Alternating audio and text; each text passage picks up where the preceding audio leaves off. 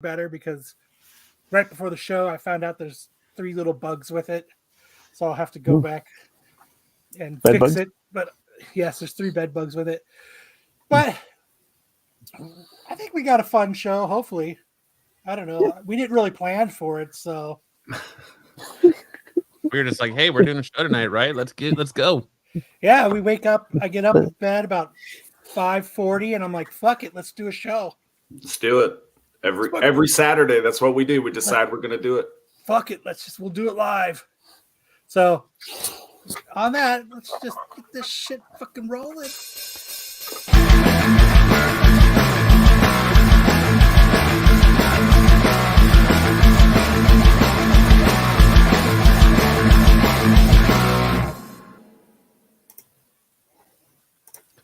So tonight we're going to lead the show off a little differently. We're going to start with outside looking in. Are you ready to do outside looking in, Kyle? Oh, we can't do that because Pete took it away from us. So if you want to watch that, you actually have to watch it on Friday nights. But I have a couple theories as to why Pete took it away from us. You guys want to hear my theories? Yes. Uh, I always love to hear theories. Theories and reasons why. So reason number 1 is because the Hot 10 is on Friday. Pete feels as though if they lead into it with the qualified show, that the content would be better, would be more fresh. So, and then that goes into reason number 2 is, I guess, waiting 24 hours makes it so that the content is null and void. It doesn't fucking matter anymore because it's 24 hours later. It's a great point. 3, it's because I don't think it boosted our numbers the way it was expected to when that segment was given to us. And 4th, I think it's because of this. Yeah, I still think we're more prepared than SNS, even with the rush. Oh, I know. So put it on a more prepared show, it might do better. All solid theories. So that is what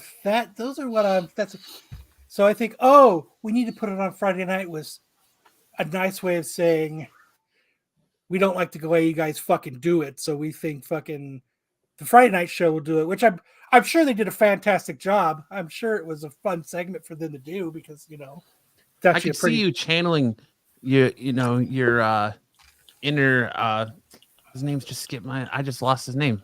God damn it. My joke's dead. My joke's gone. I don't blame anybody but fucking Pete.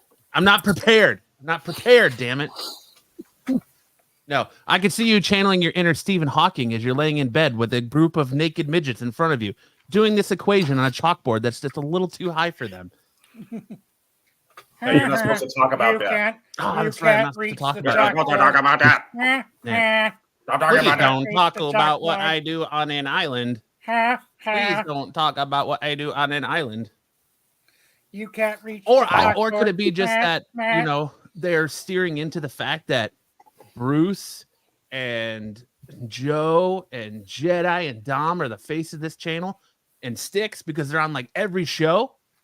So, you're spending Friday nights with them on the Hot 10 and then just roll in to Get Off My Lawn. I'm sorry, the Qualified. And I remembered one more. You just keep on going.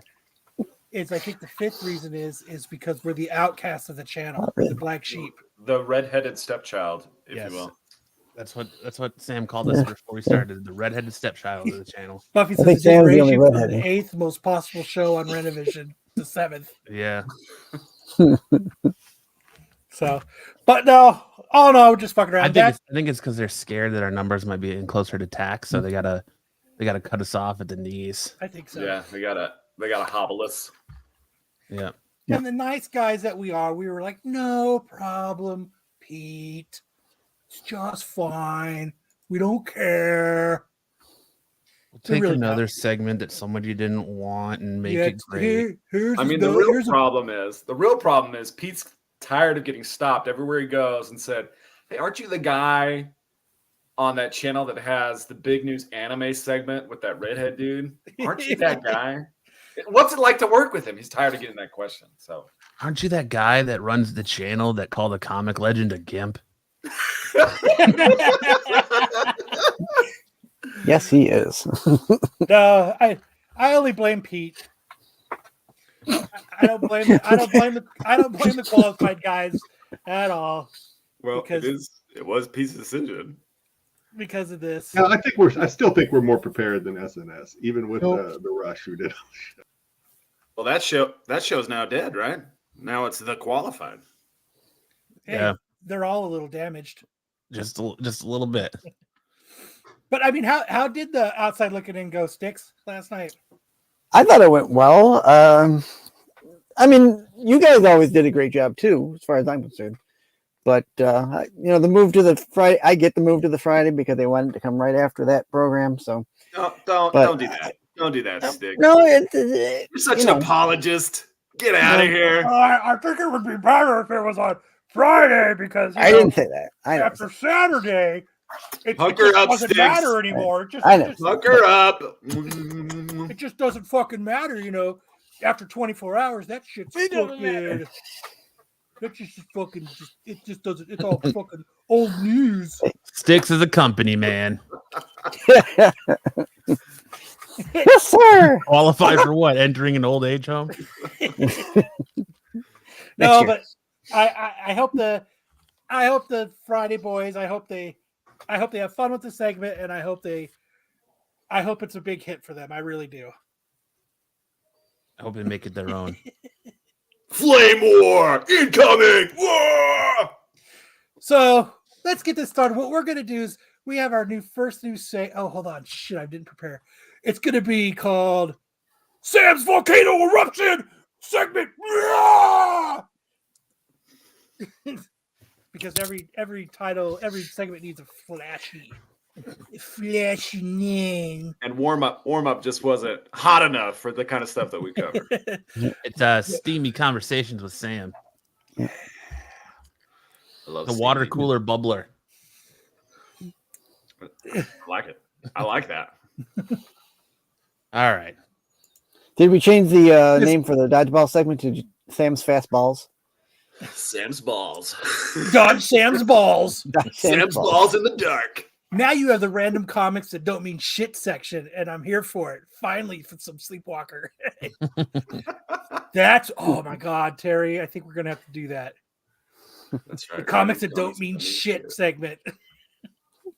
Just Which Dude, is like not 80 terrible. They're not comics great. out there. They're just No, stuff no. that doesn't mean shit. That's awesome. There's going to be a segment next week that says random comics that don't mean shit. I love that. Dude, hold on. You need to Start get a buying your random speedball comics. Hold on. Terry's gets Yeah, he's got to get a bill. He does. Sticks a double agent. He is. But we don't care. For the same channel. Ring the bell.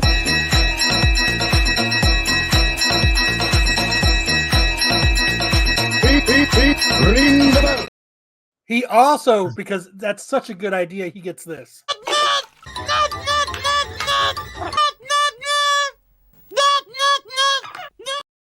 So Sticks is such a middleman that if our show and the qualified were in two canoes next to each other and both sinking, Sticks would be bailing water out of one into the other and then vice versa. He'd be taking it out of the qualifieds. Yeah, putting it into ours and then taking it out of ours and putting it into the qualified, just going back and forth.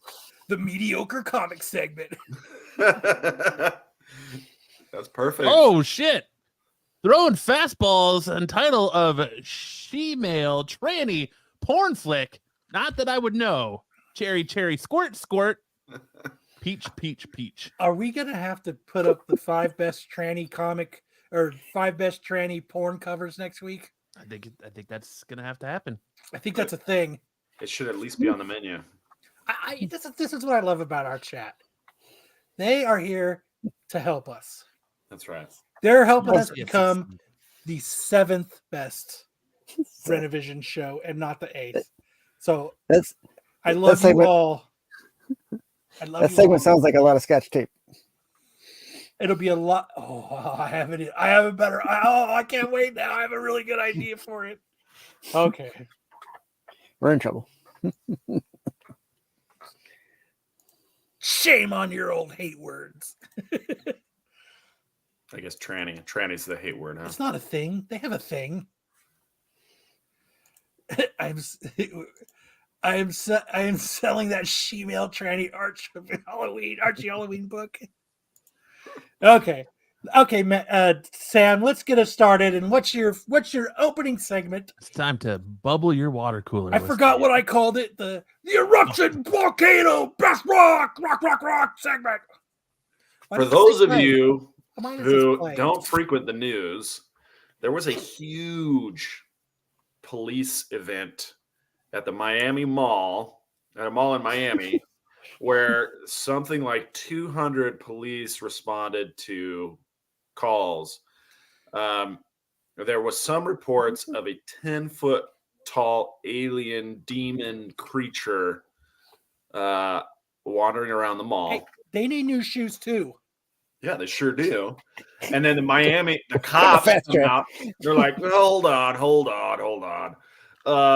It wasn't an alien creature. It was just a shadow being projected from a 6-foot tall man onto a wall to make it look like it was a 10-foot tall creature. I call BS. That's not true. Anyway. What did DJ Khalid Martin say? Yeah. He's the best. That's the sum. Oh, he's best at the summing UFOs. So there's a lot of stuff on social media about this, and there's a lot of people coming forward saying that there was a group of teenagers carrying something that they admit that yes, these teenagers had bottle rockets and Roman candles and firecrackers, but they had this device that looked like a VCR or DVD player, and it opened portals, and this thing was coming. These things were coming out of portals. Dude, that's badass. They made a portal maker out of a fucking VHS player. So and why did Blockbuster think of that? Straight out of Kung Fury. The Miami police were like, or no, that it was just the shadows you're seeing of things walking are just 3 or 4 of our officers together walking between patrol cars and what were they doing, like Muppet Man? So, yeah, I just like that Sam left us in suspense. Even after cops arrived, the groups refused to. You'll never know. Cut off. Do your own research, people. Do your own research. I'm not going to spoon feed you. Do your own research. Please, sir, man. They picked them all in Florida. Where else would you do it? Where else would you go? Florida. Right? Yeah. Even they need to go on vacation. Where's the asshole of America? Florida. Let's go. Because even in space, they get Florida man stories. Yeah. This gives me a great opportunity. This is a great opportunity for me to do my Roman candle impression one more time. You're welcome. Damn, that's pretty good. We need to clip that and use it for something. That didn't sound Italian at all. At any rate, the cops are trying to get us all to believe that it was just it was 50 teenagers with Roman candles and not a group of aliens breaching our time-space continuum. Because they were saying lights were flickering and planes were grounded. Black Hawk Apache helicopters were scrambled. And we live in a post-UFOs world, man. Like the Navy has released the footage. We've got people in Congress. We know the aliens are real. So we don't need the cops coming in and trying to shut it down. I've seen the files. I know they were alive. I know what you want, but I'm not telling you anything. Miami is a pit of despair. That's an understatement. They've got a VCR portal generating. That's the only thing that could get you to the back rooms. Dude, that's so awesome. How could we make a portal? Hey, Tim, get the VCR. The back rooms.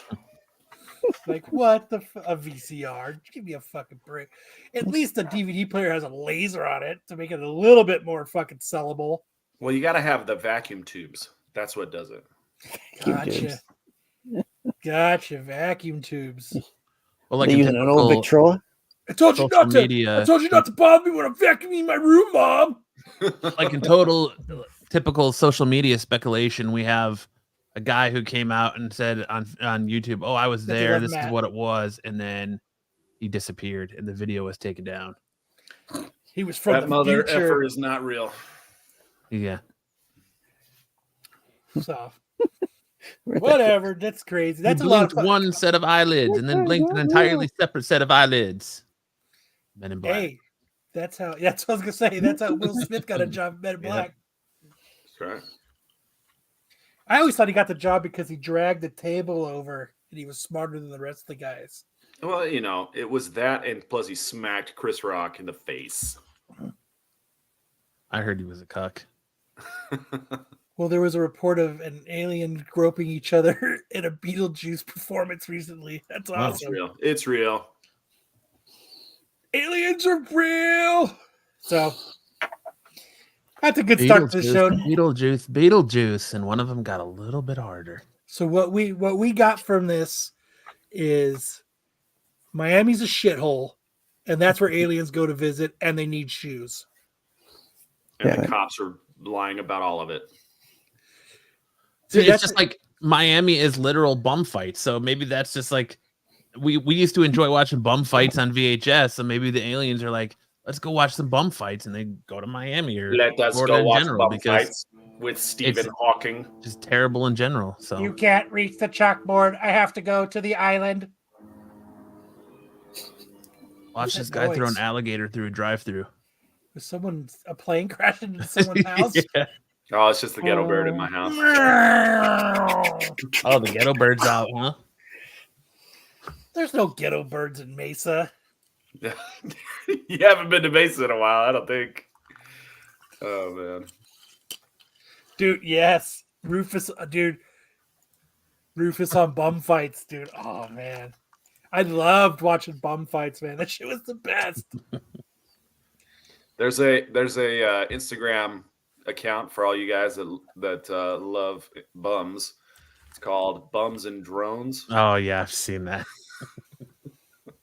It's just drone footage of somebody harassing these poor homeless people, and then shaking their fists at the clouds and stuff. If you liked bum fights, you probably like Bums and Drones. For everybody that doesn't know what we're talking about, this is Rufus from Bum Fights.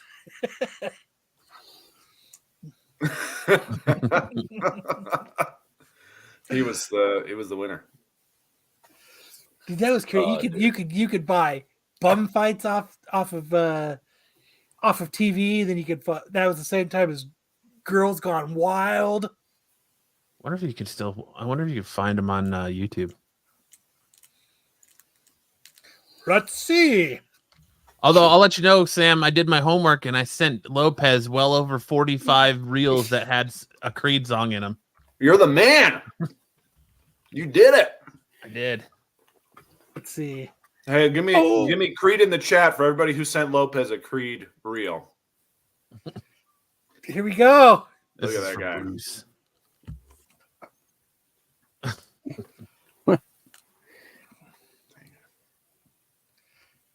Rufus is back.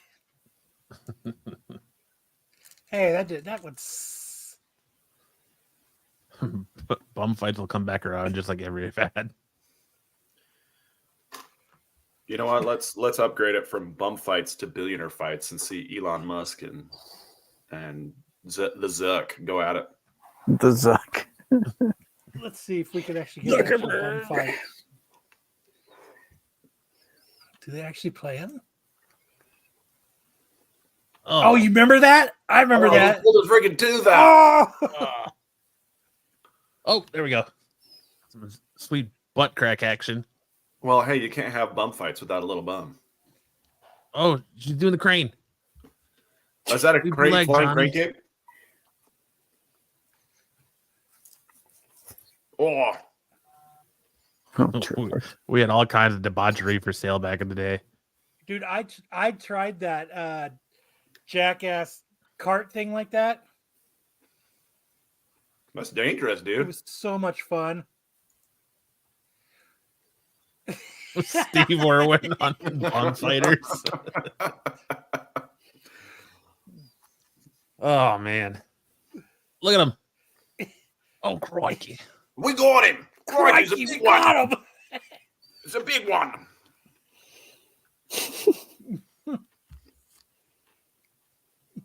The 90s was just a different time, man. The 90s were awesome. The freedom of the 90s, right? Hit him again. Still the kind of stuff you get on this channel, watching bum fights. Who cares about what that comic book is selling for? You're watching some bum fights. Right? This is it. Oh man, is that That's dropping on the his new head? Dude, don't freaking pull out another tooth. Choke him out. Choke him out. Bite him. Like biting his ear. Got anything to say? I love you. I love you so much. I love you so much. Musk. You're Musk. I like he's trying to get the hair out of his, off his forehead. Face. How nice of him. Kiss him. Did you guys hear about the time that the producer of Bum Fights got invited on Dr. Phil? I saw that on there when I typed in Bum Fights, Dr. Phil. He shows up. He's got his head shaved just like so he looks like Dr. Phil. And Dr. Phil had him on there to like shame him for exploiting the mentally ill. And his point was, Dr. Phil, you do the same thing. You do the same thing. Exploit the mentally ill for content.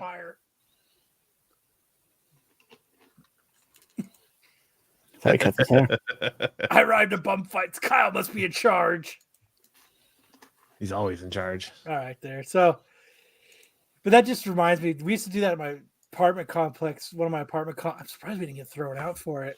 But we would get drunk, and we would get in shopping carts, and there was like bushes, this row of bushes, and we'd run as fast as we can so that it would hit the curb, and we'd fly out into the bushes. And it was crazy. Everybody'd be like, "Oh yeah, my turn!" And I remember I'd run as fast as I can, and right before they'd hit the fucking curb, I'd punch them in the face.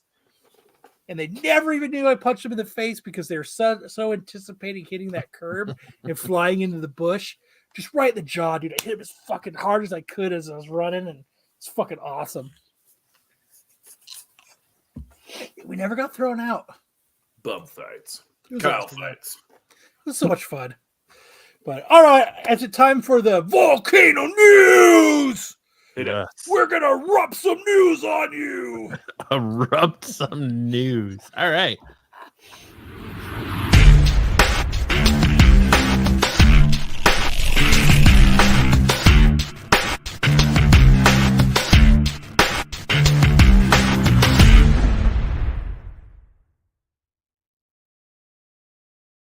Volcano News, where you get all your comic book news that you already read, because it's such a fucking boring segment that everybody does. Time to hear the same news that every fucking goddamn YouTube channel plays. Take it away, Matt. All right, first up, we have Ed, and Eddy celebrate its 25th anniversary. Of the many Cartoon Network original animated series they debut in the cable channel's history, there never was a show quite like Ed, and Eddy. Focusing on the trio that all had the same first name, the show originally debuted in 1999, meaning that this year marks the 25th anniversary of the suburban characters. Obsessed with gumballs and making money, needed to earn as many... God damn it, I wish I knew these better. Confectionaries as they could. The three cartoon characters might not have a reboot in the works, but Cartoon Network hasn't forgotten them. Dude, that was the best fucking show. I loved watching Ed, and Eddy. It was so fucking funny. I think I enjoy the show more now than I did growing up. Sticks talking shit and Sam eating eggs. God bless America. Amen. Hold on, let's do this. Oh, fuck, not that one. Good, Kyle. Hey, Kyle. Hey, guys. We all want to watch you eat eggs. Okay, here we go. What's Sam housing tonight? Water, sir. Tonight, this segment is called fuck. Chef Sam shows us what he eats. Egg salad. These are not eggs. These are yummy. buffalo chicken ranch rolls. Ooh, I love it, dude. There's delicious. nothing better than watching fucking Sam eat live on fucking YouTube while we're doing a show. Oh. What in the fuck? Gotta wash it down. Jesus Christ. Got a fucking Where's cream soda too. Lopez? Is that cream soda? Who's Lopez? Wise Lopez. Let's continue with Ed. Did you guys watch Ed and Eddie? I loved Ed and Eddie. Dude, Oh, yeah. so badass. Plank. Dude, that dude's so badass. Like, GT says, any lamb testicles? I hear those are specifically reserved for the qualified. Yeah. It's strictly beef over here. Alien pods. Oh, dude, you know what we should do? We should eat Rocky Mountain oysters live on the show. Yeah, you should totally do that. That'd be great content. I hope Roddy's feeling better as well. Thank you, Jeffrey. Glad to see you there. Yes, I'll try that. Culinary Sam, what's he eating tonight? Blah, blah, blah, blah, blah. That's us giving it the same bullshit with a snazzy fucking bow on it. But yeah, all right, moving on. SNS yes, versus food. SNS versus food. Oh my god. Oh yeah, eating challenges. I fucking love you guys, man. I fucking love you guys. And then the chat is going to donate all of us super chats afterwards so we can all go on Ozempic to lose all the weight we're going to gain. Dude, we should do like a ghost pepper challenge or something on here. Yeah. We'll eat a ghost pepper. Try to do the show after ghost peppers. Yes, and no drinks, no nothing. You just got to keep doing the fucking show. We should all just buy the Hot Ones box and do the Hot Ones challenge right here live on the show. Let's do it. I've done the Hot Ones challenge many times. Let's do it. Let's prep for it. It always burns twice. Going in. I can buy slices of pepperoni and then see how many we can eat. Going in and coming out. How many slices of pepperoni can you eat? Higher Lopez is your personal trainer. He's teaching me to fucking swim real fast right now. Get online instruction. Soon you'll be able to swim like a gazelle. But you know, we talk about all this stuff, but you know what? No, I still think we're more prepared than SNS, even with the rush who did. So, but yes, Eddie, fuck yes, hell yeah. I love it. One of the better Cartoon Network shows in that time. Dude, it was the ultimate. This Dexter's Lab, and then you laboratory. had laboratory. Right. Then you had Cow and Chicken. Johnny Bravo. Was that Cat Dog or was that Nickelodeon? That was on Nickelodeon. Cat Dog. Somewhere in the world is a lonely cat dog. I liked the Cat Dog too. Obsessed with gumballs. Yeah, you're right. It was Jawbreakers. Oh yeah. All right, moving on. What do we got next, sir? Marvel Comics reportedly recruited Jim Lee to take over the X-Men. Who's Jim Lee? The latest episode of Robservation, Jesus fucking Christ, with Rob Liefeld podcast. Liefeld dedicated the episode to talking about Jim Lee and the X-Men. According to Liefeld, Marvel approached Jim Lee about leaving with Rob Liefeld. Drawn by Rob Liefeld. Written by Rob Liefeld. Approached Jim Lee about leaving DC in spring 2023 to come back and draw the X-Men and help guide the franchise moving forward. That sounds like what they did with Hickman. You shouldn't talk about new show ideas. Six is here to steal them for the other shows. Guilty. If this is true, then Lee decided to decline the offer from Marvel and stay at DC, which afforded him more time to spend with his family compared to the grind of illustrating a monthly comic book. This is certainly understandable, especially when you consider how Marvel sometimes likes to publish books twice a month. I'm the fucking... Isn't he like the CFO or the... DC. Yeah, he's like the head guy at DC. How can you actually go write for Marvel if you're like the fucking... The chief creative officer for fucking DC. Listen, when you're on the shitter or in the shower, can you just write a couple things for us? Just don't tell them. Listen, when it's said on Robservations, it must be true. Dude, Robert Meyer Burnett. Dude, I mean, you got that kind of... Welcome to Robservations, written by Rob Liefeld, filmed by Rob Liefeld, edited by Rob Liefeld, talked about by Rob Liefeld. Yeah. How awesome is that? That's That's so awesome. You had to get up. Rob. Rob. I get by the Red Bull out of the fridge. he had to tuck it into his sweatpants band because he talked about Rob so much. Dude, I gotta go take a Rob Liefeld, Wayseeker's haircut. Getting the 40% goes to 60%. You start talking about. I Rob thought that was the Liefeld. funniest thing last week. We're looking at these hot chicks on fucking that Dom picked out, and fucking Lopez is like, Wayseeker's haircut.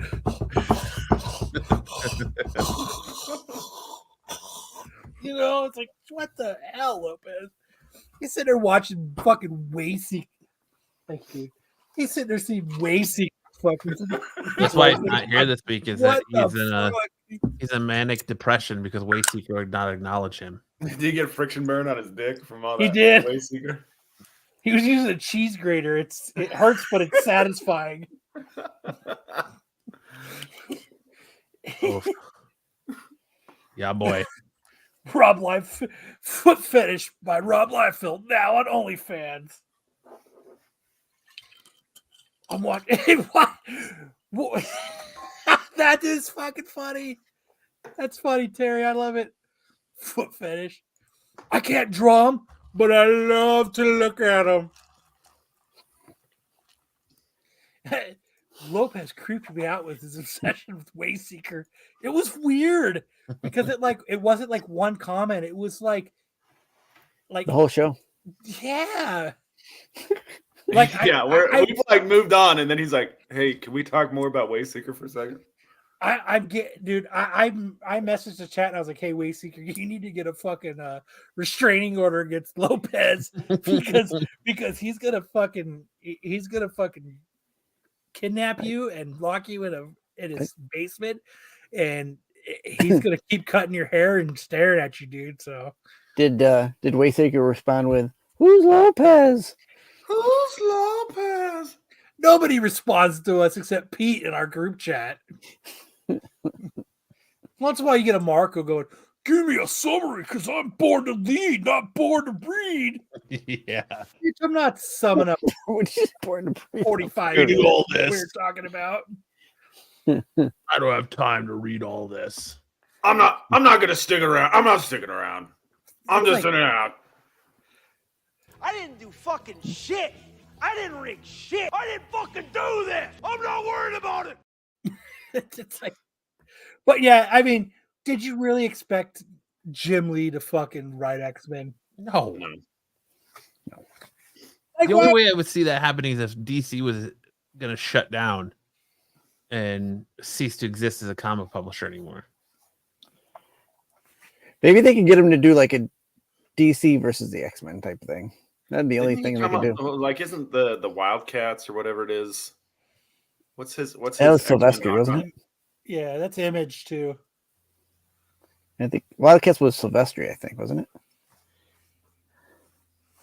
Wetworks was Jim Lee. Or was Wetworks? Maybe Wetworks was Sylvester. I'm surprised he didn't say That's so that. damn long. I'm not worried about it. So he's going to do it. I do my part. I'm not worried about it. But yeah, that's I just don't see it. I mean, it would be kind of cool. I mean, I would pick up issues if Jim Lee started doing X-Men again. Ooh. Archel says no, Wildcats was Lee.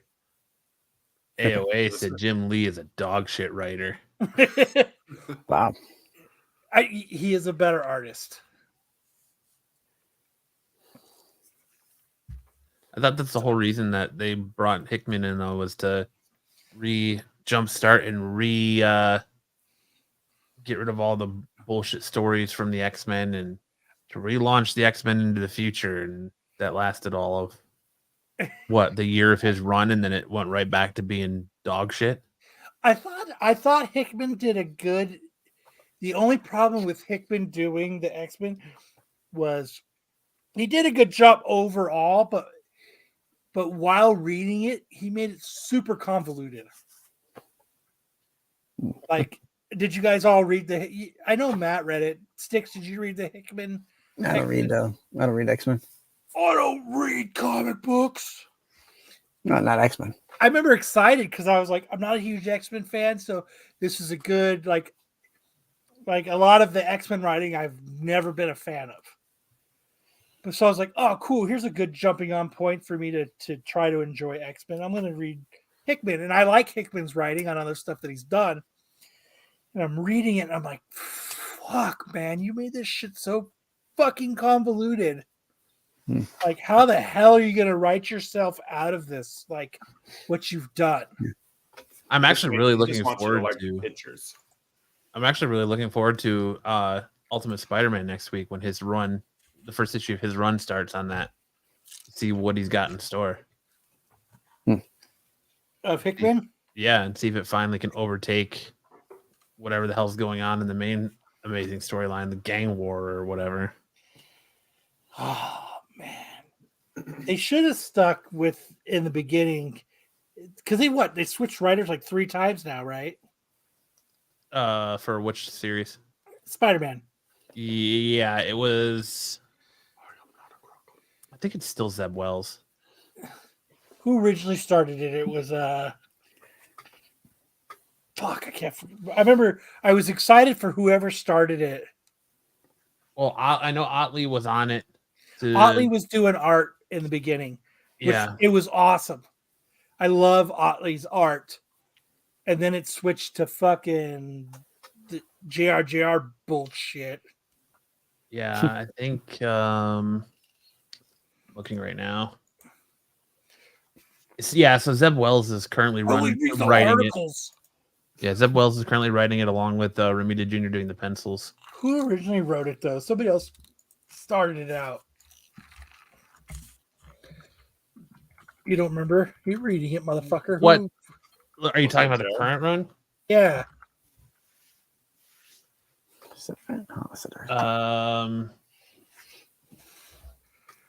Don't you fucking read it? Who the fuck was? Yeah, but like I said, it's currently Zeb Wells, so I don't know who. No, somebody else started it out with issue 1. Was it Wendy? It was Wendy. Thank you, Sam. Wendy's nuts going in your mouth. So it was Nick Spencer. Yes. And I was actually excited for him to start it. And it was good, remember? It was good when he started it. Yeah, because that's when Dan Slott left, and then 2018, Nick Spencer took over, and then 2020, it was that's when they went into 2022 was Zeb Wells. Yeah, Nick Spencer. But when they restarted it, when Ryan Otley was drawing it, was it Zeb Wells? It was Zeb Wells when Otley was drawing it. No, it would have been. I'm pretty sure it was Spencer when Otley was drawing it. I just remember I was excited because I was like, God damn it, at least it's not. Oh, God. At least it wasn't. I've already drank too much. It was, at least it wasn't. Who the fuck was writing it before? Dan Slott. That motherfucker pisses me off like to no end. I hate when he writes anything. He pissed me off at the Superior. Actually, he pissed me off during the Amazing Spider-Man run.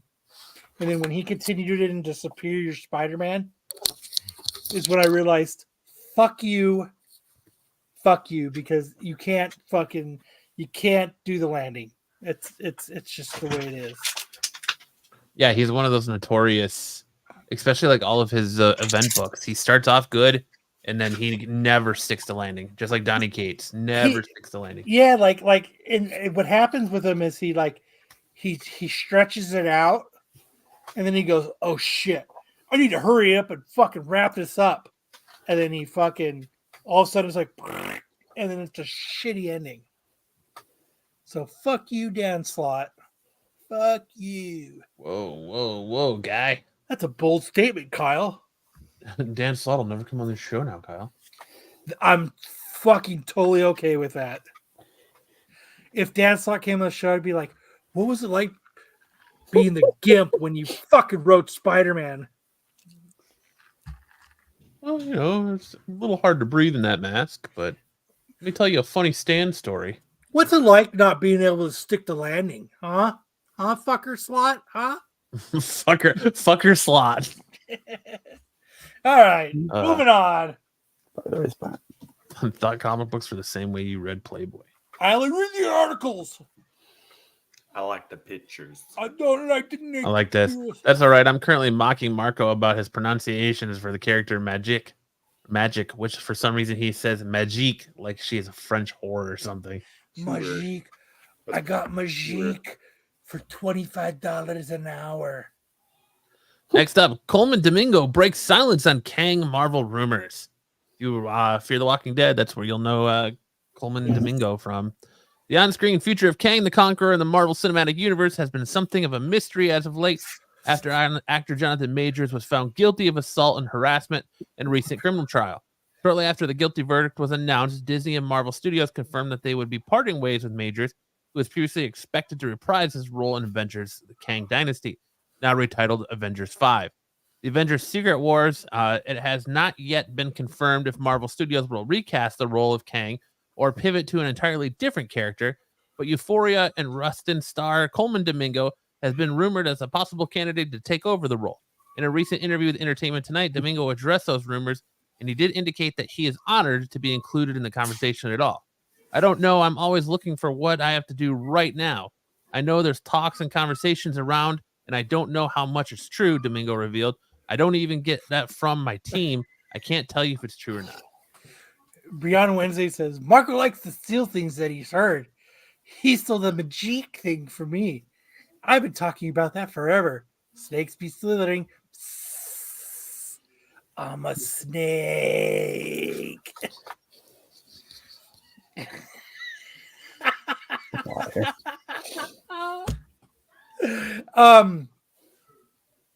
Why is he sitting in a car like that?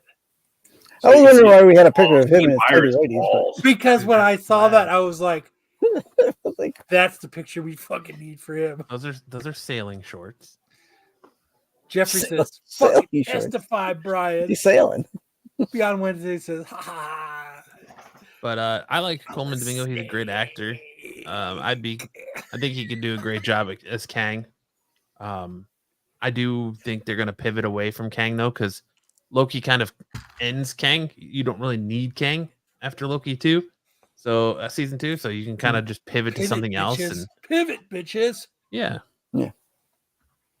It's a new Old Spice commercial. Yeah. You know, it's funny because the next segment or the next news story, I think, is the dude from Blue Beetle and Cobra Kai. There's a picture just like that of him, and I almost used that also just because it's like the car thing. But all right, go ahead. But I don't know. What do you think? Do you think they should continue with Kang? Do you think they should recast or just move away? Move away. I think they should make Avengers 5. They should make Secret Wars 2 parts like they did for Infinity War. So Avengers 5 or Secret Wars? Which one? Well, I'm saying they should be Avengers 5 should be Secret Wars Part 1 and then Secret Wars Part 2 to just make that movie just the epic that everyone keeps clamoring for. Shut up and sit down, you big bald fuck. Everyone keeps comparing everything to Endgame and Infinity Wars. Give us another giant epic like that. And away from Kang. Rodney says, actually, you don't need Marvel Disney shows. You don't think so? I don't know. I think the Marvel Disney shows are a good, like, filler while you're waiting for shit. I think Loki, the end of Loki, gave them a good spot to either go either way. So he's showing off his tiny whiteys. What'd you say, Sticks? I'm sorry. I said at the ending of Loki definitely gave him a way to go either way, either to recast or to just say, see ya. You know what? I hate when fucking things do that. Leave it open-ended. Oh, we can either do this. You know what, motherfuckers? Just finish the shit. Just give us a definite whatever. Don't fucking don't tickle our balls. Don't go close to the taint. Just fucking do what you need to do. That's what I'm saying. No. Because you know what? No, I still think we're more prepared than SNS, even with the rush who did. I still like Dom's. Nope. Nope. Be nice to them. I want to see the Marvels 3. Bree does Dallas. I like when she was on Between Two Ferns, and he was like, her real name is Gorgonzola. You get what I did? It's another cheese. She's like, I get it. I'm with you, BK. Boycott Marvel. Good luck. Yeah, right. All right. Good luck. I don't know. He's a good actor. He'd probably do well. Yeah, But- he like I said, I really like him. When it really boils down to it, it's the fans that want him. He's not really in the running for it, so Right. I'm just honored to be included in the conversation. That's the same thing as saying, I was just glad to be nominated. It was an honor just to be nominated. Exactly. Terry says that last costume she wore in the Marvels was fire. Was it, Matt? You seen it? I'm sure But Sam was saw it- it too.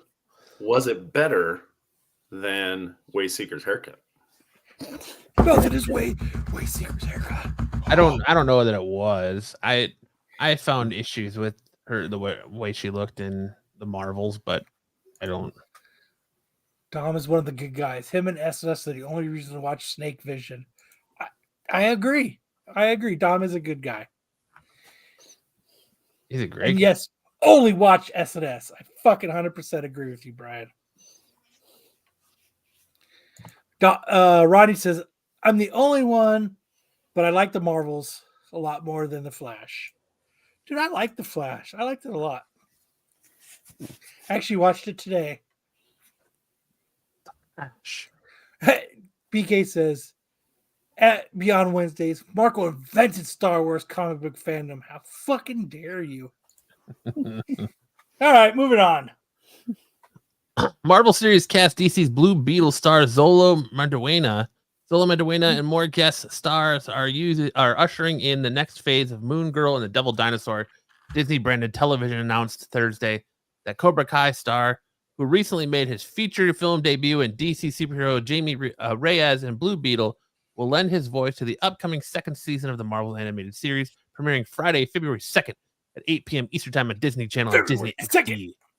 Moon Girl and Devil Dinosaur Season 2 continues the adventures of a 13-year-old super genius, Lunella Lafayette, I don't know, Diamond White, aka Moon Girl, and her 10-ton T-Rex Devil Dinosaur as they protect her Lower East Side You neighborhood. skipped the dinosaur's name.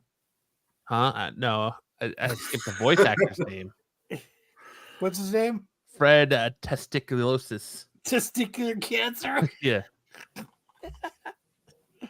Oh shit. Fred Testiculoscapusitis. I like this one. He's about to kiss his fucking muscle. It's fucking awesome. He's going for 20 He's gonna have Jesse the Body Ventura posed up. I think he's a fucking traitor for going over to Marvel. Hey. What do you think? Money's money, buddy. Money's money. Yeah, pretty much. Right, I would do it in a heartbeat. There's no loyalty with these people. Why would there? It's a fucking job. Yeah. Right. Especially if the rumors about Deadpool 3 are accurate and you're gonna see John Cena as Cable in that movie, it's gonna be a big You're not jump. gonna be able to see it. Nope. Can't see him. James Gunn reveals how far along Peacemaker season 2 is now. While the interconnected universe of DC movies and TV shows is getting an overhaul with new leadership of James Gunn and Peter Safran, a couple of already existing characters are going to make the jump from the old franchises. Perhaps the biggest character being carried over in the new DC is John Cena's Peacemaker, who debuted in Gunn's The Suicide Squad before getting his own TV show on Max. Peacemaker, which was a massive hit for the streaming service, is getting a second season despite the DC reset, and Gunn is currently penning the show's new script. On Thursday, Gunn went on another reply spree on Threads, answering questions from fans about his plans for DC. After revealing he's preparing to shoot Superman Legacy in March, Gunn was asked about his progress on Peacemaker Season 2. The filmmaker said that the new installment of the hit series is over halfway written. That's it, you motherfucker. Well, he couldn't write during the strike. This is the picture I was going to use for him, just to match the other picture. Yes.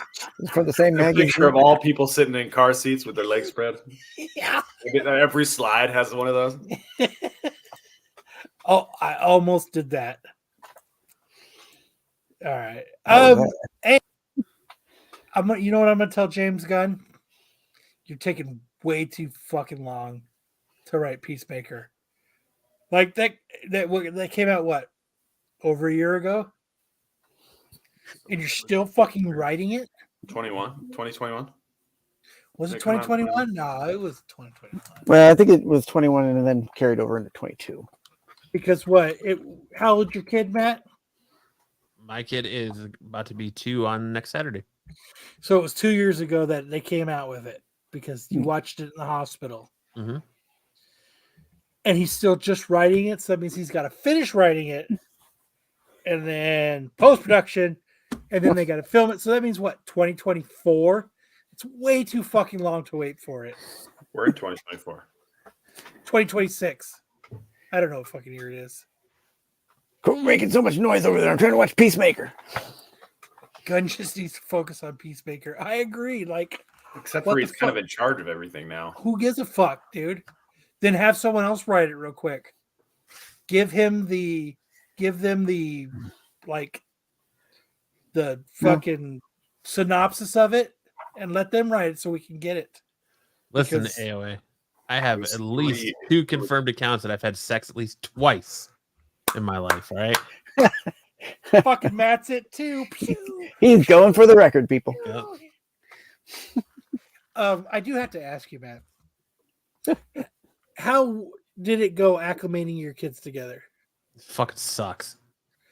Did you put them each in cages like I was talking about a couple weeks ago and slid them together in the living room so that they got used to each other? Or what did you do to acclimate them? Let them sniff each other's butt. No, we just let Logan come in the hospital room, and she climbed up on the bed with her mom, and first thing she did was boop the new baby's nose. So you could have came on the show then, since they acclimated fast. When I was in the hospital? Saying. No. Yes. No. I would have done 2 that. 2 weeks, man. What? It took 2 weeks to acclimate your kid? Dude, they're still not acclimated to each other. Still not. I've seen the pictures that Aaron puts up. Oh, the staged pictures of, hey, let me climb on you because I'm jealous. Yeah. Those staged ones. Yeah, absolutely. Matt doesn't want to tell us about the toddler fights he's got going on in the living room. Oh, dude, welcome to toddler fights. Welcome to toddler fights. Dude, it would be crazy watching Logan fucking beat up on him. Oh my god. Matt is starting a mini bum fight league. Yeah. Bring on Comic Man Andy so I can do my exposure of Marco live. All right, fuck it. Comic Man Andy, come on anytime you want so we can expose Marco. I'm fucking down with that. Don't ask him to come on the show, Kyle. Do you want to get knocked up too? I'm not Lopez. I don't need Matt Seed like he needs Wayseekers. Wayseeker. I need your stomach pancakes. Don't ask. Sam, don't ask. Sam knows what tummy pancakes are. Tummy pancakes. The last thing I want to see is Marco exposed. It's too late. It's all over his Instagram. Tummy pancakes. We all know what tummy pancakes are, so don't act like you don't. Oh man. But yeah, Peacemaker, hurry up, James Gunn. Give us season 2 already. I'm only just now writing it. Nobody cares about Superman Legacy. No, you're a fucking slacker. Get off the fucking pot and fucking do what you need to do and make Peacemaker. Start with the bangers. You gray-haired fuck. Peacemaker. Let's play belly sticks. Oh, man. All right. The Walking Dead creator and potential animated adaptation. The Walking Dead spanned comic books, video games, and a live-action television universe at AMC, but is the network hungry for an animated adaptation? No. Creator Robert Kirkman adapted his superhero comic book Invincible as an adult animated series for Amazon Prime's Video, and his all-ages comic book Super Dinosaur inspired the children's animated series of the same name. Now both the Walking Dead comic and flagship television shows are in the grave. Kirkman ended his long run on the zombie saga after 193 issues in 2019. While AMC capped off the live-action version after 11 seasons in 2022, the creator has addressed the potential Walking Dead animated series that more faithfully adapts the comic book. I think it would be a lot of fun to do a faithful animation adaptation, but I don't know AMC's appetite for such a thing, Kirkman wrote in the response to a fan's letter in the pages of the colorized reprint series The Walking Dead Deluxe 79. I think there's a lot of potential here for an animated Walking Dead. Absolutely. Do you want an animated Walking Dead? Absolutely. If it's more comic book accurate, absolutely. You can actually have Rick lose his hand because then they're not paying a bunch of money for CGI to green screen the hand out and all the more prosthetics. What's his name lost his hand and they had a prosthetic on it. I mean, they did. Yeah, but I would. I love the comic book series, and I wish the TV show would not have spun out the way that it did. And I would totally be down for a animated. I mean, adult animated. But Kirkman himself said that he liked that The Walking Dead was able to do things that he didn't write in the comic that he thought after. Now he thinks, I want to do it like the comic. Well, he should have did it like the comic originally. Oh. So fuck you, Robert Kirkman. Well, I don't know. I'd eat it up. I'd buy it. And I think the Walking Dead fans that still watch the show and still watch these fucking spin-offs would eat it up too. So I think the same thing, Terry. I think maybe in a few years. Are the numbers dwindling for watchers on The Walking Dead and the spin-offs? Nobody watches The Walking Dead anymore. Yeah. I mean, it's still like the number one watched series on cable television, but that's not saying a lot because a lot of people don't watch cable television anymore. For the 10 people who still have cable. What the fuck is cable television? Yeah, they dropped way down, but they're still profitable enough to make spin-offs, and that's pretty much it dropped way down specifically when a certain character's eye gets popped out with a baseball bat. Glenn, yeah. With a baseball bat. But I don't know. You said one thing, now you're saying another thing. What, Kirkman? I just think it's a cash grab at this point. Absolutely. You know what? I agree with Buffy. I'd love Why not to come up with something new?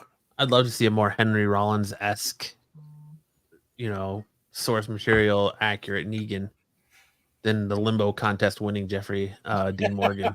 Right.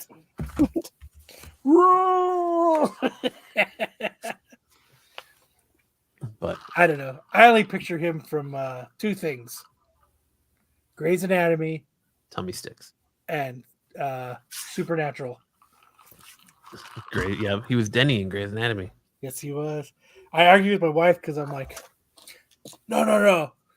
He's a Winchester and Supernatural. She's like, nope. He's always going to be Denny. I was like, he's a Winchester. You know what? I said, Grey's Anatomy is a fucking shit of a show. That shit is garbage. You want to watch a real hospital show? You watch ER. Yep, Dr. Green. I just started watching ER. That's why I said that. Dude, you know what's a good book? I read all the Twilight books. Bible. I read them all. Fuck no. The Bible. So I just finished all the Twilight books. Thank God. That shit's garbage. I started the book The Martian. You like the movie The Martian? Mm-hmm. That fucking book is so good. It's good because the movie's fucking so good too. Oh, dude, he goes through way more shit than fucking in the movie. Oh, sure, I'm sure he does. I think I'm like at only like Soul 120, and that motherfucker has gone through so much shit. Like, you know, when he goes and gets that old that camera that so he could talk to NASA. Mm-hmm. In the book, he saves his piss and his shit so that he could put the piss in the water reclaimer so that he can have more water, and he keeps the shit so that he can use it to keep fertilizing his crops. And in the book, the whole entire hab is potato farm instead of just like a little section. So he's talking about driving to get the fucking camera, and he's talking about how it sucks because it smells like piss and shit in his Rover. It's fucking, I don't know, the book's like, so I just type in whatever book I want and free PDF, and there's a cool site that's got like every fucking book for free, and you just download the PDF. Nice. Poop taters. But like, if you're interested in reading a book, read The Martian, because and it's funny because I'm reading it and I'm reading it in Matt Damon's voice. Because you know what, I've seen the movie a bunch of times, and I'm just like, so I'm reading it, I'm like, it's so much better in Matt Damon's voice. Like, reading the book, you're like, you know what, Matt Damon was a good casting for this role. It's just, I don't know. Check it out though. Mark Watney, Space Pirate. It's a cool book, man. Reading about farming shit potatoes is exciting, Kyle. Who doesn't love a good shit potato? Dude, it's a good book though. But all right, and well, read the Twilight books if you want, man. I read them all. They're easy reads. It's fucking garbage. But all right, go ahead, Sam. Potatoes have gone up. Coincidence? You decide. I agree with Cosmic. Hey, Cosmic, you know what? Speaking of, I know Cosmic watches all the shows. What did you think of The Qualified doing Outside Looking In? Is it something that you enjoyed? Because I'm sure the boys at Qualified did it well. Don't get me wrong. They're funny dudes. They're insightful, but I like to hear like a chat's perspective on it. Let him know. And while we wait for him to respond, we'll turn it over to Sam, who's going to give you some bigger news in anime. That's awesome. That's awesome, Cosmic. I'm happy about that. Watch your ears.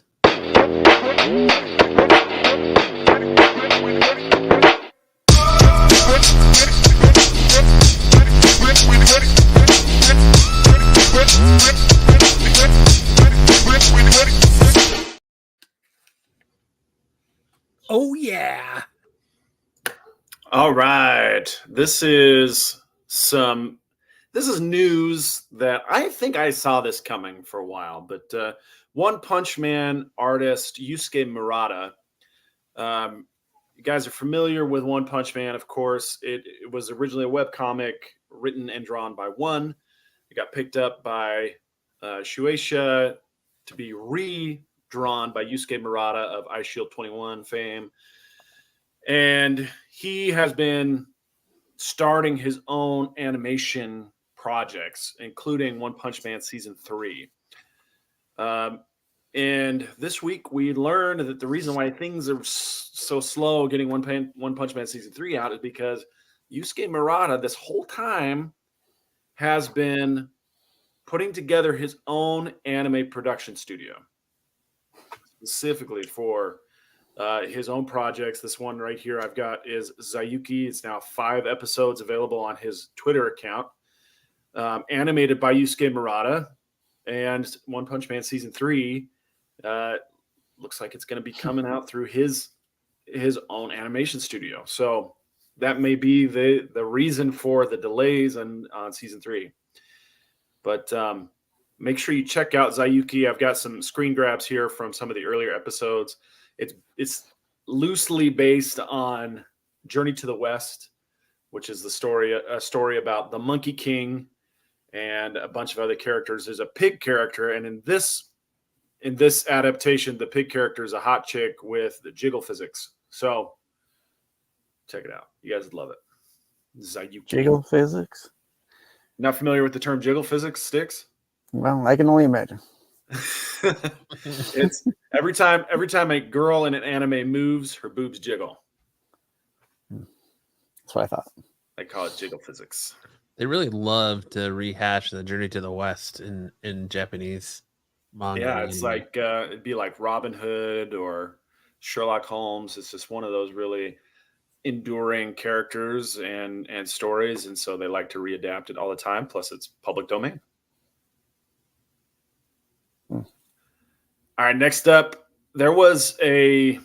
so China has this YouTube competitor or knockoff called Bilibili, and as part of one of their New Year's celebration, they broadcast a 12-minute Dragon Ball musical, and 350 million people tuned in live to watch this adaptation, the stage adaptation of Dragon Ball. I've got some stills there, but Matt, do you have the video up? I do. So the musical is pretty good. It goes from the original World Martial Arts Tournament arc into Goku versus Vegeta into Majin Buu. So can we go to 445? I might have to pull it out and re-add it for the audio. Hold just a second.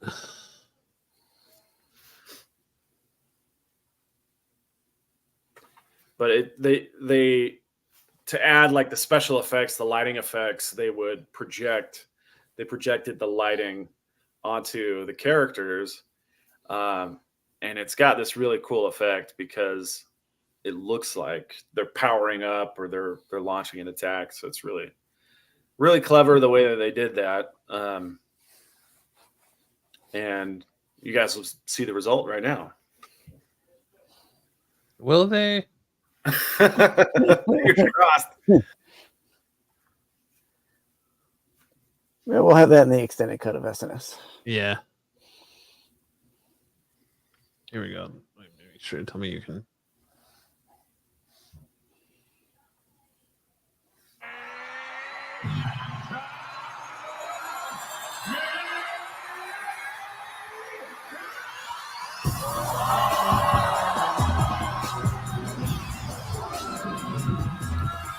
So, and then if we can go to 80, the other timestamp is 804.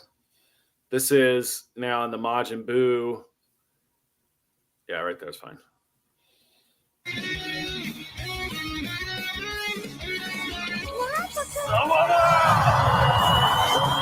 Getting his giant spirit bomb put together to battle Majin Buu, and the lights.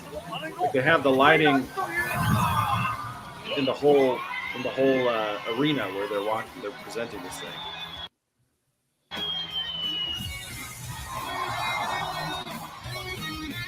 But just really, really awesome. If you love Dragon Ball, you can check this out, the 2024 New Year's Eve Bilibili Dragon Ball 40th Anniversary Grand Show.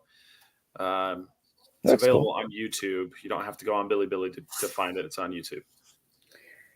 We need to start broadcasting on Bilibili. Yes. Bilibili. I don't know. I'm sure that will go over so well, Sticks. Titty beady. Titty beady, what? Beady. A Beat buck. the titties? Titty beady. Just got a couple more slides. Okay, so Solo Leveling is now available on Crunchyroll, and day one it crashed the site. I did get to see it, and I'm going to review it. That's the last slide on the anime section. But if you guys know anything about Solo Leveling, it's a Korean webtoon, and it's really, really good. And so I wanted to check out the anime, and so did a lot of other people, and I crashed the Crunchyroll site. There were lots of people who were unable to watch it right as it was released because there was just so many people anticipating it. But it is up, and if you're wanting to check it out, go ahead and check it out. I'll talk about it in a second. We'll go to the next slide.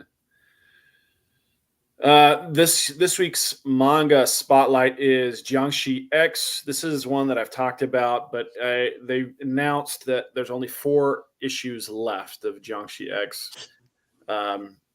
So it's going to be wrapped up here really soon. It's basically set in China, and these are the guys on the right are these warrior monks who are tasked with defeating these zombie-like monsters called Jiangxi, and it's just about to wrap up. It's been really, really good. I really enjoyed it. I wish it wasn't just, it's like 25 chapters. I wish it was a lot more longer, but it's been a lot of fun, and hopefully you guys will check it out. Jiangxi X. And then the last slide here is my review of the first episode of Solo Leveling. They had some really killer animation. They did a really good job adapting the webtoon comic. Very bloody, very violent. You get the sense of impending dread right off the bat. The premise of Solo Leveling is that everybody is basically they get a set magic level. Like there's these portals that lead them into from a VHS player. Kind of, yeah. VHS generated portals that lead you into this other dimension where there's fantasy monsters. It's kind of like real life D&D, and everybody has a level and it's set. But the main character, Jinwoo, he after this very traumatic experience gets the ability to increase his level through completing various tasks and then combat. And so that's where the title comes from. Solo leveling is he's by himself increasing his abilities, and then he becomes this overpowered character. And it's a really fascinating look. It's kind of the trope of an overpowered character and how he kind of navigates the world or brings things to heel. But it's a fascinating show. I think the animation is really done. I think you guys would really, really dig it. So if you have Crunchyroll, look it up there. Give the first episode a pop, and know that there's a lot more intensity in store. That's it for Big News and Anime. I do have a highlight. This one is popping off. It's already got 15,000 views. We occasionally have these folks from another dodgeball league in town come over and play with us. This gal, her name is Brittany Morales. She is a very, very good dodgeball player, and she was kicking everybody's butt. She's about 5 feet tall. And let's go through it one more time. The first clip is her catching. I thought I got her off guard, but she caught my ball. Yeah, she did. And then the second one, she's going up against this guy who's like 6.5 feet tall, and she just catches him like. Who's that? I'm sorry. What's that? Who is that? I'm sorry to interrupt you, but her name is Brittany Morales. She's a local phenomenal dodgeball player. She used to play softball, and now she's kicking ass in dodgeball. Awesome. Look at that. It's like 15 feet away from that guy. She hasn't been invited to Italy. Boom. No, well, I'm sure they would love to have her if they knew, if they thought she'd show up. But remember to follow Sam on Instagram, Triple D Dodgeball. No relation to my house. Well, I don't know. Maybe she is. I don't know. She's a badass, though, huh? Freaking badass. She's 5 feet tall, kicks ass. My daughter. Damn, yeah, those reflexes just to catch that ball that you already chucked at her. Yeah, my daughter, who's like 4'11", was watching this, going, "Oh man, maybe I could do something like that." It's like, yeah, hell yeah, you could. And then she got hit in the face. She's like, "I'm done." Well, she hit that guy in the face. Yeah, she's like, boom, easy. Nice. Support Triple D Dodgeball. All right, it's that time where we roll into the best and worst covers of the week. That's about all she wrote for that. And kicking us off on the worst covers of the week, we have Daredevil Gang War #2 Kevin Eastman cover. It's not his worst cover, but damn it, it just doesn't work when it's not Ninja Turtles. Right. Mm. And it looks like it's falling through a vagina. I love doing that. That's like my favorite pastime. Just teleporting through a vagina. That's how you got 2 kids, Matt. That is how I got 2 kids. You're right. Twice. You teleported through a vagina. At least twice. Good on you, man. You know what though? I saw it on Facebook that Styx Boy recently got married. Yeah, me too. Congrats, Styx. He finally updated his status. Good, congratulations. Cosmic says boobs would be way much better. Congratulations, Styx. But yeah, congratulations, Styx, for finally getting married to your wife that you've been married to for a long time. Yep. How long have you actually been married, Styx? 18 years. Me too. I got you beat by a few years. 18 minutes. 18 minutes. It's Eastman. What do you expect? Yeah, but I know, but it just I think Matt agrees with me on this. It works for Turtles, but it just doesn't work for other covers. Yeah.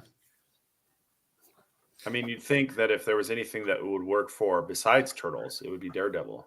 I like how he's doing the Spider-Man thwip too, and it's like someone was like, "Kevin, you're drawing Daredevil, not Spider-Man." He's like, "Fuck! All right, gotta fix it." Like, using this black paper is really tough, guys. Come on, I'm using black construction paper here. The vagina portal's how the UFOs get here. Matt Damon. Dude, Tyson, hold on. Ring the bell.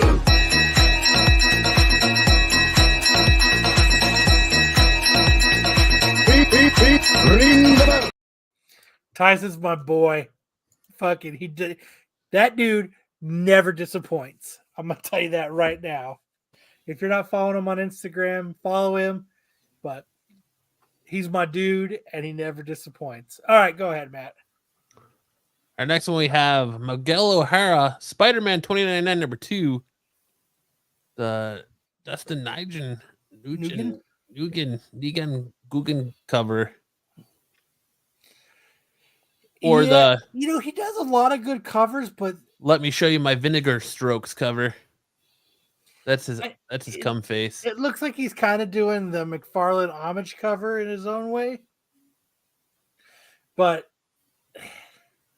I don't think this is his best work. I agree with you, Terry. UFO Vagina Portal sounds like a contender for a new segment. It 100% does. I don't know. I think he missed the mark on this one. I don't know. Like, I think what fucks it up is the face. Like, everything else is actually kind of like. Actually, let me take that back. The axe and the reflection look good. Everything else is kind of garbage. Yeah, the turtleneck, the pointy nose, the pointy ears, the villain goatee. I mean, I can look past the turtleneck, but the rest of it, Sam. I agree with you. Right. You expect Eastman, who's been drawing like a retard with palsy since the 80s, to start doing something different overnight?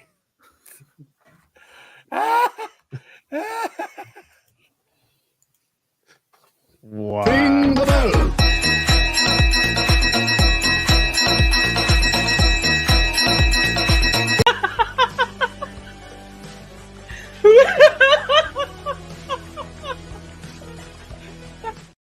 All right.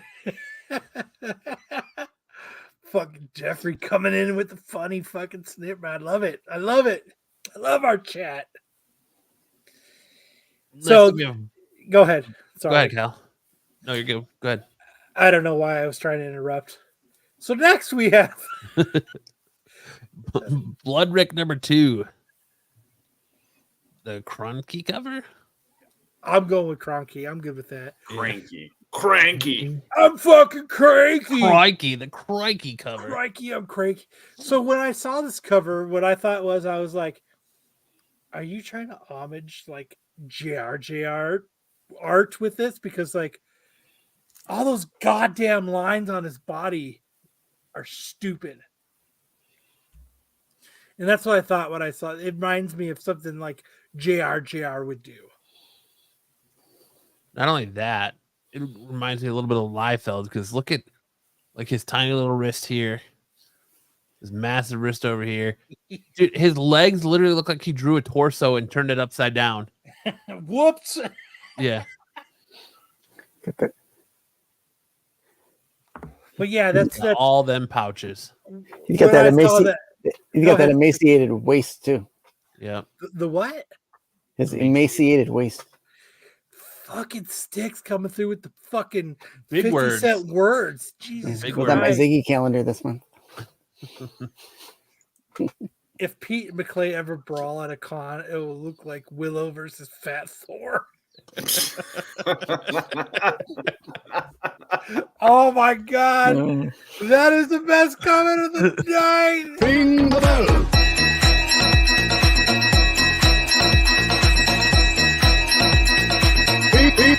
Ring the bell. Star that one. Tyson says, "Hail! Thanks to the cult of Kyle, dude. Tyson, you're my boy, and you know it." All right. Oh man. I can't even comment after that, dude. BK came through like a champ. Oh man. Brian knows he came through like a champ. I love it. I would pay to see that at $1 cheeseburger for all the watch. Oh man, dude, I got to put that back up. If Pete and McClay ever brawl at a con, it would look like Willow versus Fat. That is the fucking single-hand best comment. I fucking love you, BK. Holy shit. You can turn, you know what, on other shows, your fucking humor may not go over well, but please turn it up to 11 on our show. We fucking love it. Other people might fucking not like it, but we fucking love it. He's got birthing hips. You're never too old to fight Pete, Brian. Never. All right, keep going. We have Titans Beast World number 4, the Bjorn Barnes cardstock cover. So the reason I picked this is bear with me for a second. If you look at this like a swirl, you start out at the top, right? And you're like, hell yeah. Swirl with me for a minute, Matt, and close into the face. If you swirl like that, you're like, hell yeah. That's a busted up face. Like you're looking around, you're looking at the starfish, you're looking at her body, you're looking at everything, you're like, dude, look at those starfish, the detail. That shit's badass. And then you get right to her fucking butterface, and you're like, fuck, dude. Look at AI. Dude, you fucked up, fucking Bjorn. Like, why would you put that much detail into a cover and then fucking give her a butterface? It doesn't make sense. They gave her like a zombie face. Like it's like she's like, it's like, what the fuck, man? Like, for real. BK says at Beyond Wednesdays, jokes aside, you can't reconcile with Pete. It's probably beyond that. But yeah, like dude, like look at like how much time he put into those goddamn starfish. Like that shit looks badass. Mm-hmm. And then you're like, hell yeah, damn butterface. Bjorn, you gave the butterface. And that's why I put it on the worst cover of the week. She actually looks like Lara Croft in the video game when she's running out of air underwater. The cover's badass, but her face sucks. Brown bag. All right. Next up, we have Batman and Robin number 5. Dugan cardstock cover. That's what I call the double. We just had a romantic date at Taco Bell, and it's hitting hard. like the whole like this is another one I was looking at over and over again. The whole cover is badass until you get to like this blocked out weird Batman face. Like it's why like does his face have so many muscles in it? Because he uses that jaw shark.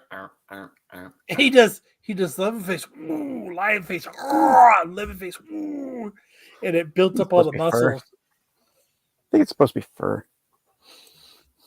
You think that's supposed to be fur? Because it doesn't look like fur to me. He's not talking about man. He's talking about Batman.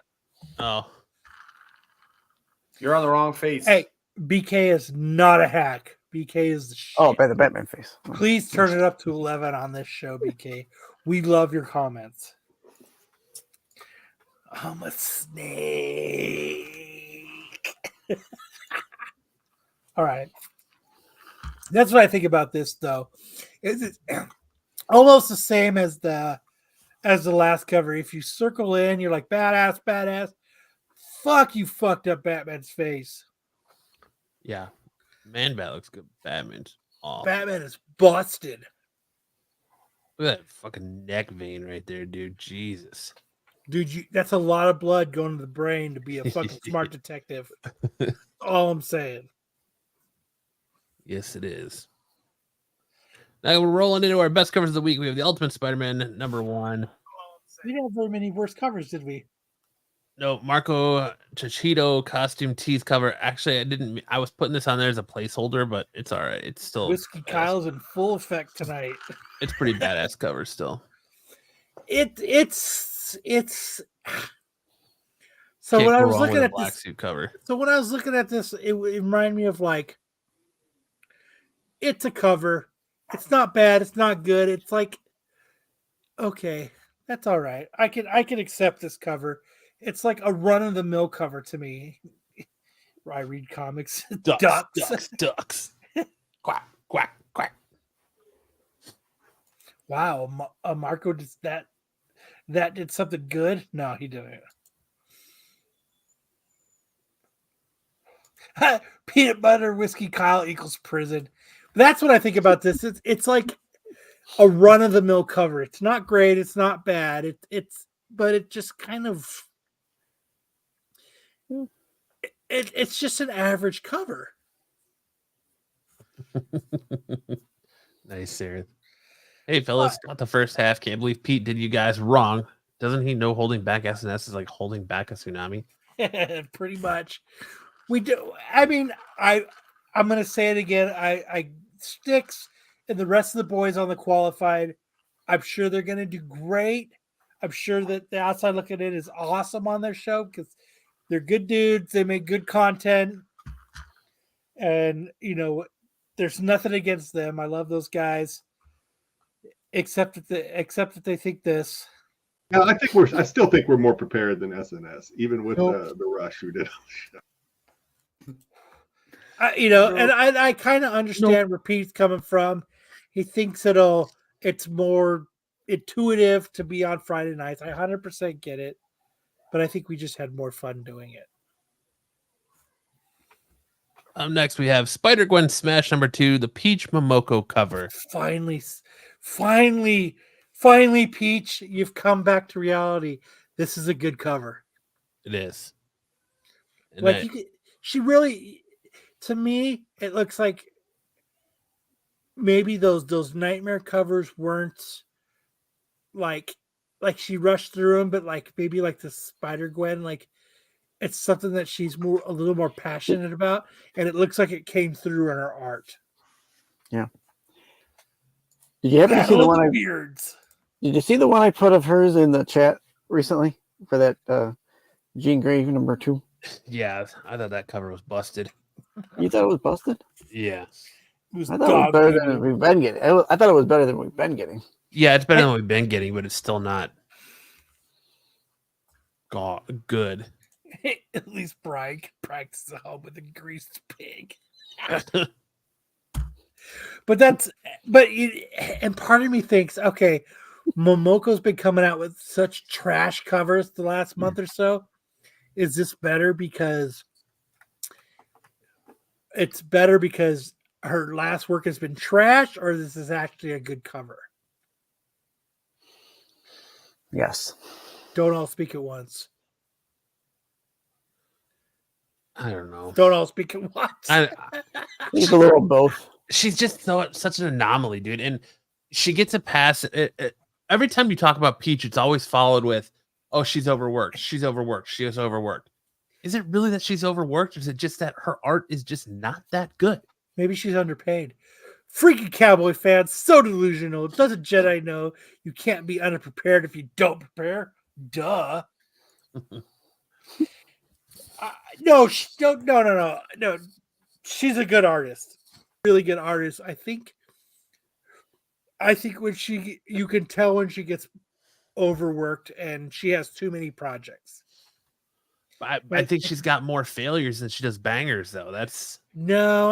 I just think recently she's had more failures, but when she takes her time and she's a little bit more spread out, she has more bangers. Yeah. Or maybe it's when she's more passionate about something. Like characters that are more closely tied to her culture, because like she knocks like that was Spider, but Glenn. No, I'm not saying this one, but like her Turtles covers, or how like, is that closer to her culture? Her Usagi Yojimbo covers. They're ninjas. And yeah, they're ninjas. Oh my god. The martial arts. Oh my god, you guys. It's a bold strategy, Cotton. Let's see if it pays off for him.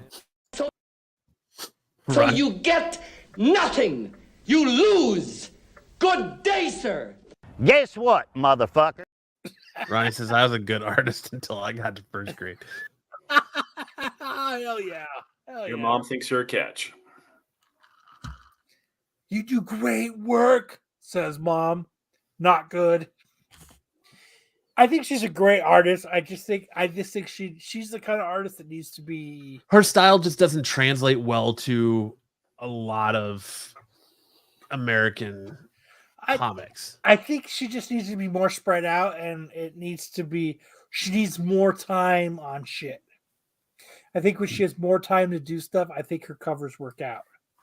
But when she like the Nightmare covers, she had a shitload to do, and I think that you saw in her work what happens when she has a shitload of work to do. So her work needs to be spread out and needs to be a little bit more sporadic. You need to see less covers by her so that the covers are a higher standard. I agree with that. If I continued to fail at work, I would be fired. Right. Anyone that's spread out will have bangers. She's cooped up in her ivory tower. She needs to air out a bit. Yeah, you're probably right. You guys are probably right. She needs to be a starving artist. Up next, we have Blood Commandment number 3. I'm cashing checks, Momoko. Kardansky cover B. Dude, what did you like about this cover? You know what it reminds me of? Scary Stories to Tell in the Dark. Do you guys remember that book? Yeah. Yeah. That's what this reminded me of when I saw it. And that's why I like it. It's closer to an homage of Scary Stories to Tell in the Dark to me. But I know it's not, so that's why I only put it on the best cover of the week. But that's what it reminded me of. Because, like, being a kid and reading Scary Stories to Tell in the Dark, the art was worse than the stories. Like the art was what fucking gave you the creeps. It kind of looks like if Leonardo da Vinci was a horror writer instead of an inventor. Damn, you put that high up on a pedestal. But yeah, I think it's great, but I think it's great for that. Peach needs Kyle to be her daddy and teach her when to pump and when to dump. I agree with you, Rodney. I miss you, Rodney. Love you. Hi, Nathan says, F goosebumps. F goosebumps. I agree. Scary Stories to Tell in the Dark was the shit. The artwork in that book is phenomenal. Dude, and that's what this reminds me of. Like if you bring up some of the art from Scary Stories to Tell in the Dark. Let me bring it up real quick.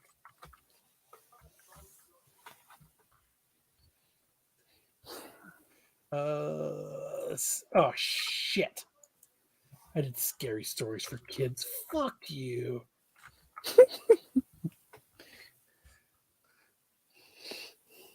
Just like share screen, entire screen. Like some of this art is. Look at that shit. Like that's what it reminds me of. Like here's a good example right here. Like that's what it reminds me of. Yeah. Like how to scare a 9-year-old. Draw shit like this and put it in a book. and be able to fucking check that shit out in your fucking school library. Like what the fuck? Like I loved that book though when I was a kid. Like that shit is fucked up, man. What the fuck would you draw that shit and put in a book? Does it say who the artist is? No. The artist is the devil. Let me see. That makes sense. They were ahead of the game with the Stanley Cup there.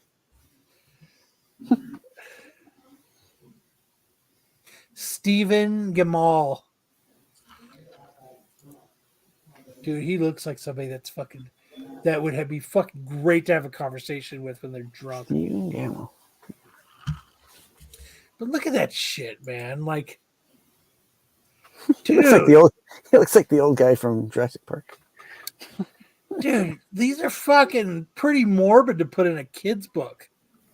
Yeah, they're pretty demanding. Kids these days are missing out. They really are, because look at this shit. It's phenomenal, though. Like, look at it. It's fucking phenomenal. But I like that Freddy Krueger one he had. Dude is fucking badass.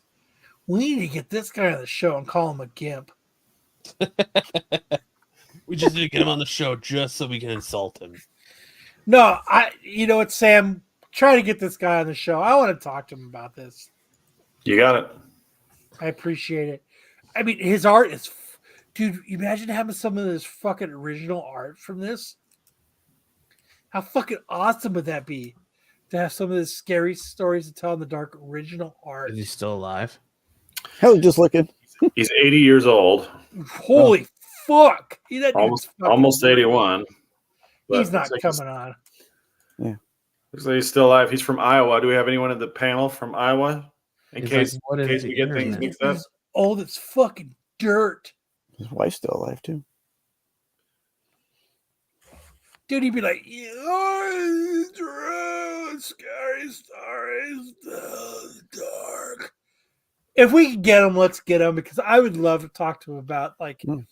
He's got some art. He got artwork for sale on Artsy. Does he really? Yeah. What the fuck is Artsy?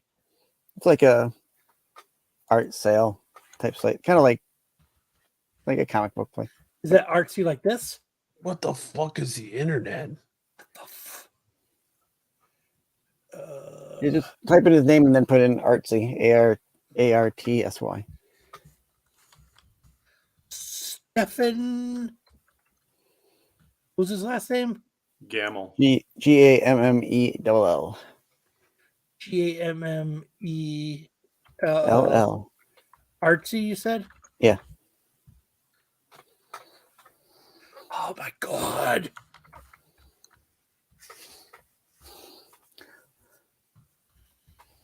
Welcome to Can It Google with Kyle. Oh my god, I can't fucking type right now.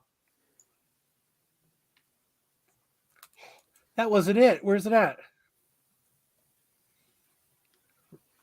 I don't see it. I don't fucking see it. Sticks. Let me look at the website. Sticks, I don't see it, goddammit. Hold on, there you go. Fart knocker. Fart knocker. Let's see.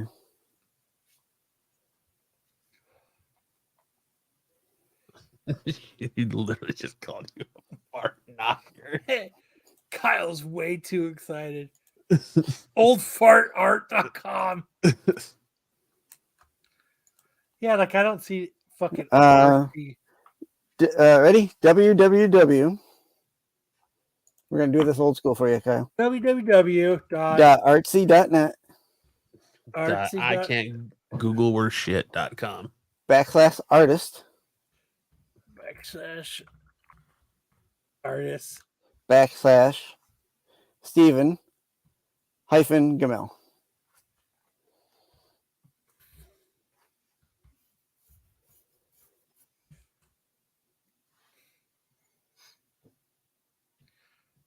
Sorry, the page you're looking for doesn't exist. Well, let me put it in the. Fucking sticks. Holy shit! I'm gonna put it in. He's sabotaging us. He's sabotaging us. If this was fucking the qualified, I put in the SNS already chat. had it up. I put it in the SNS chat on Facebook. Did I not do a hyphen?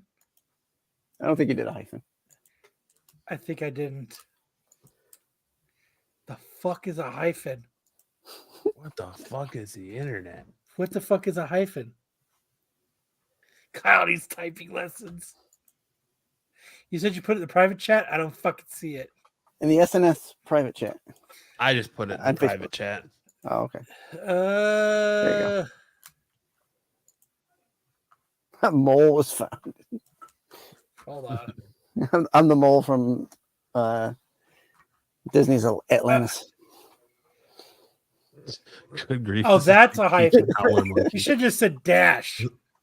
Sorry. Dash. Dude, I don't see. What the fuck? I don't see any of his scary stories to tell the dark fuck. I don't know. That's what the art you had on there for him. Thank you, T. Jones. Thank you. I think I had too much whiskey. Good grief. It's like teaching a howler monkey. Dude, he wants $600. Jesus. He's 80. You gotta make money from him. All right. Well, yeah. He doesn't have any of his scary stories. Well, thank you. I'll keep looking for some scary story art. That took up some time. Sticks only tries on the qualified.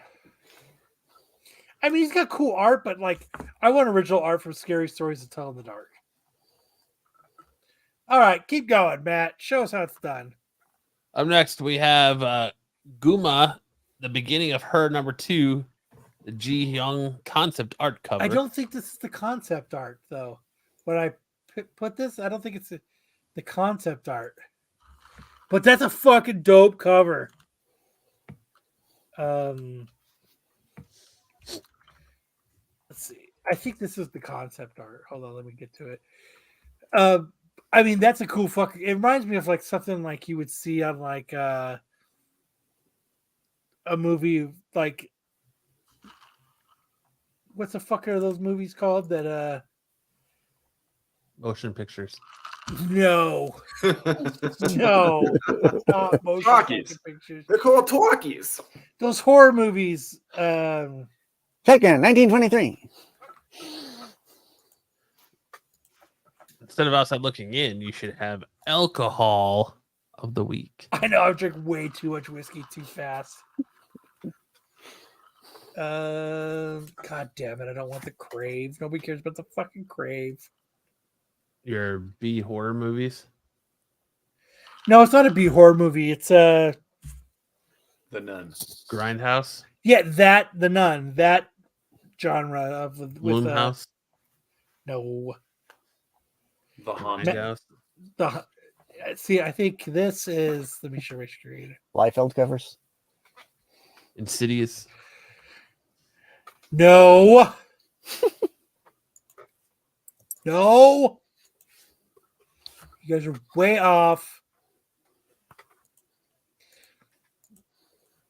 I have no clue what you're talking about. This I think. Look, this is his concept art, which I think is a cool fucking cover too. No, it's dude, we interviewed the guy who talked about it. That house. Oh yeah, House of Slaughter. House on Haunted Hill. No. Something is killing the children. No, you're talking about that couple that goes around and Last house on the left. Yes, and I can't think of it right now. Ed and Lorraine Warren. The Warrens, yeah. What are those movies that they did? It's the Nun, Insidious. No, we interviewed the guy who actually did the house in Connecticut. Yeah. The Conjuring. Fucking thank you, Buffy. I'm gonna send you more shit in your fucking package. Thank God you fucking came through for me. Oh, you want to shit on the package? Calm down. I'm gonna send him more shit in there. I'm gonna send you more stuff, and you're fucking. He's gonna send you fertilizer to grow potatoes. Not only am I gonna be very careful opening that package. Not only am I gonna send you this, I'm sending you more comics because you came through like a fucking champ.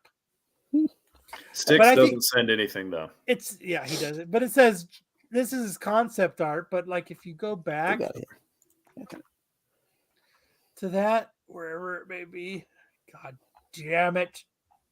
I also want to point out that Hartman said he shipped me some cards that he made for me. Oh, he ain't sending you fucking shit. 2 weeks ago. 2 weeks ago, he said they're in the mail. Why does my package smell?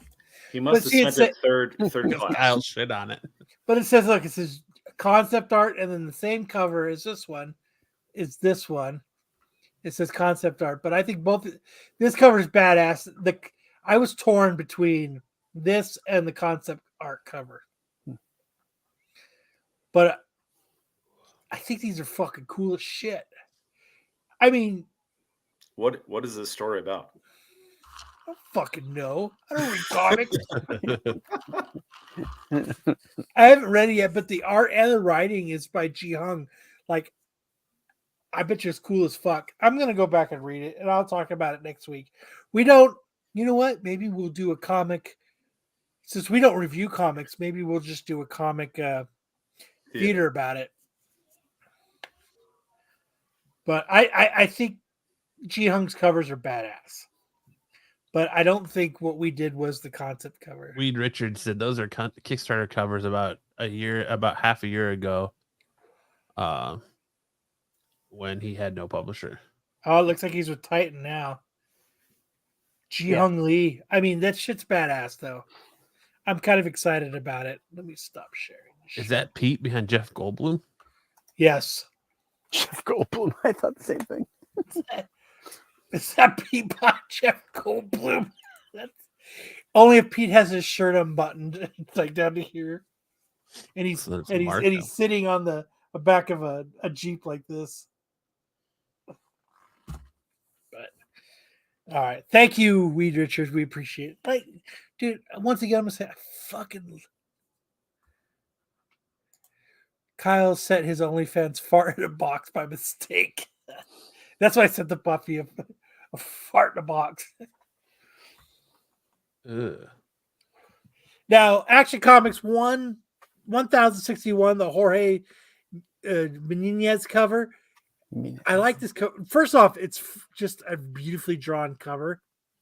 But second, the reason I picked this is because Superman's like, I'm going to fucking rail her right now. And Lois is like, fuck yeah, you're going to rail me right now. I don't care if we're in an alley. We're fucking doing it. And that's why I like this cover. Because she's going to take that cape, put it around her a little bit more, and he's going to fucking rail her. Yeah, I'm about to show her my little Man of Steel. Which is not that little. I guarantee Superman's a fucking 10-incher. Are we boring you, Matt? Are you tired? No, I'm just tired. That's what happens when you have a newborn. That is what happens when you have a newborn, yes. Mm-hmm. That's why you're messaging me at 2 o'clock in the morning and then messaging me again at 6:30 in the morning. Yep. But yeah, that's why I like this cover. Besides that, it's a very nicely drawn cover. Like everything about it. It's a beautiful cover. Kyle needs to teach Bendis how to write text. That's awesome. But like, yeah, you could tell like he's gonna rail her in the alley. Like that's the 2 a.m. That's the 2 a.m. We have to leave the bar and I'm gonna rail you in the alley fucking cover.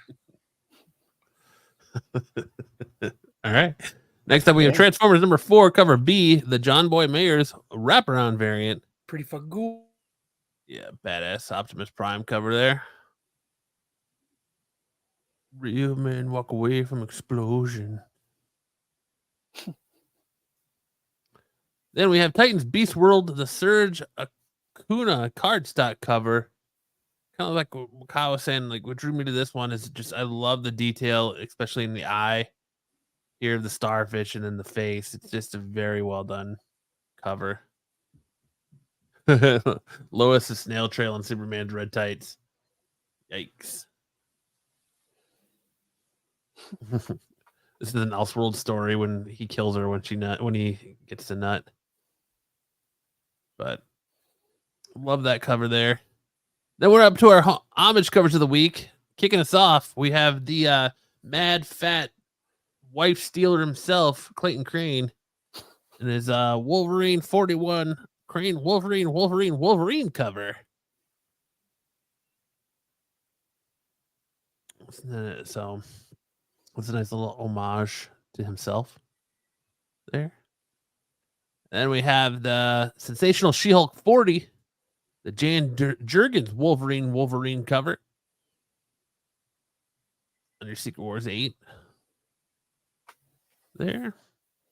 Mr. Steal Your Girl, that's right. Mr. Steal Your Girl himself, old Clayton Crane. That's awesome. I like that AoE. Lois is snail trail. That's awesome. All right. Then not so much cover. We have the Blood Commandment number 3, the Kredinsky homage cover to the Blade movie. That's pretty sweet.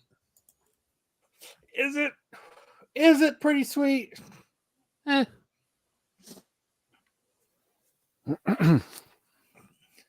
Wolverine dude spirit fingers. Hartman's message to Sam, take it in blood. I just put that up. Oh. Well, you came back and put up a comment I already put up, mister. I had to go run for more whiskey. So. Yeah. Yeah. Blood Commandments number 3, the Kredinsky homage cover. More homage covers.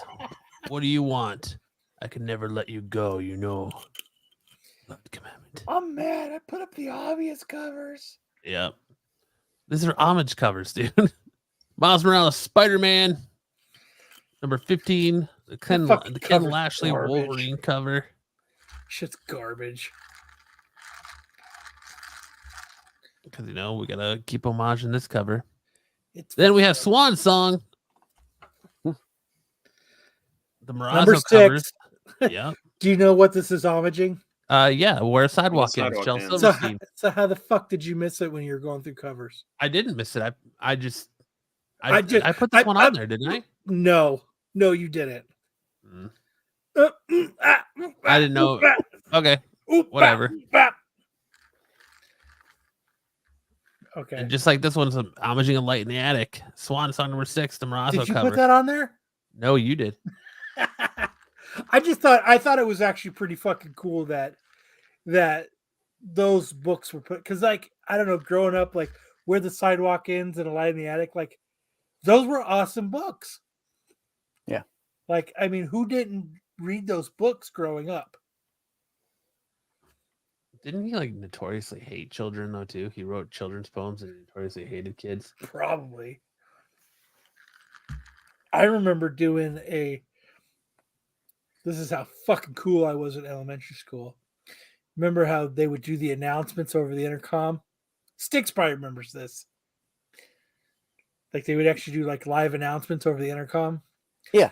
I was actually picked to read a passage from Where the Sidewalk Ends live on the fucking 5th grade morning announcements. You're the man. Dude. Fuck yeah, I'm the man. There was a kid in my school. So many over the sweater groping sessions after that. Dude, I was the fucking bee's knees in the teacher's lounge. There was a kid in my school who won a poetry contest. And after it was over, and they handed him the award and the gift certificate, some of the other kids read his poem, and it was totally cribbed from Where the Sidewalk Ends. He just plagiarized Where the Sidewalk Ends. I was like, this is bullshit. I did that in drama club. I totally plagiarized like the beginning of a Primus song. And the teacher was like, that's so creative. You're so fucking badass. And I was like, that means you have a real impact on your life. Kyle was getting so much ass. You're right. The bee's knees. But but yeah, I did that, and my drama teacher was like, oh, you're so creative. And I was like, fuck yeah, I am, bitch. That shit's from a Primus song. But I thought it was cool that they homaged both of those Silverstein books. I thought that was pretty fucking cool. I didn't know if a lot of people would actually get that. Then we have Underground Curse Rockettes and High Priestesses of Sound. What cover is this homaging? That one I don't know. Sergeant Pepper's Lonely Heart Band. Sticks is the man.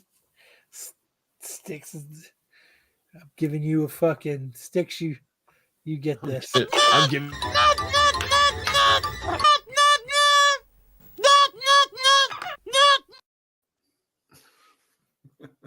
The old under the desk, over the pants handy.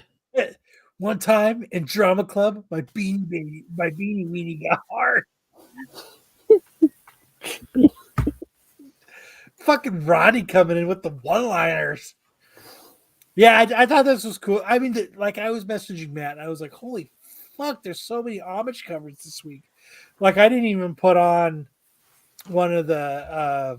There was like a punk rock cover. And there was like other ones, and I was like, fuck, there's so many. I'm just not going to put them all on there. Like, what was up with January being like Homage month? Yeah, it's crazy. Yeah. Ultraviolet Ultron says, the fresh air that is SNS. Sorry we can't do outside looking in for you, Ultra. But sorry. Weed Richards is like, hell yeah. Ha, you motherfuckers are funny.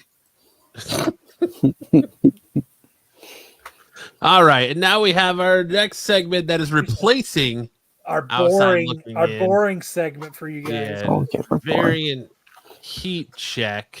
We're not as good as the qualified. So we're gonna do the disqualified heat check. Go ahead and run the intro for that.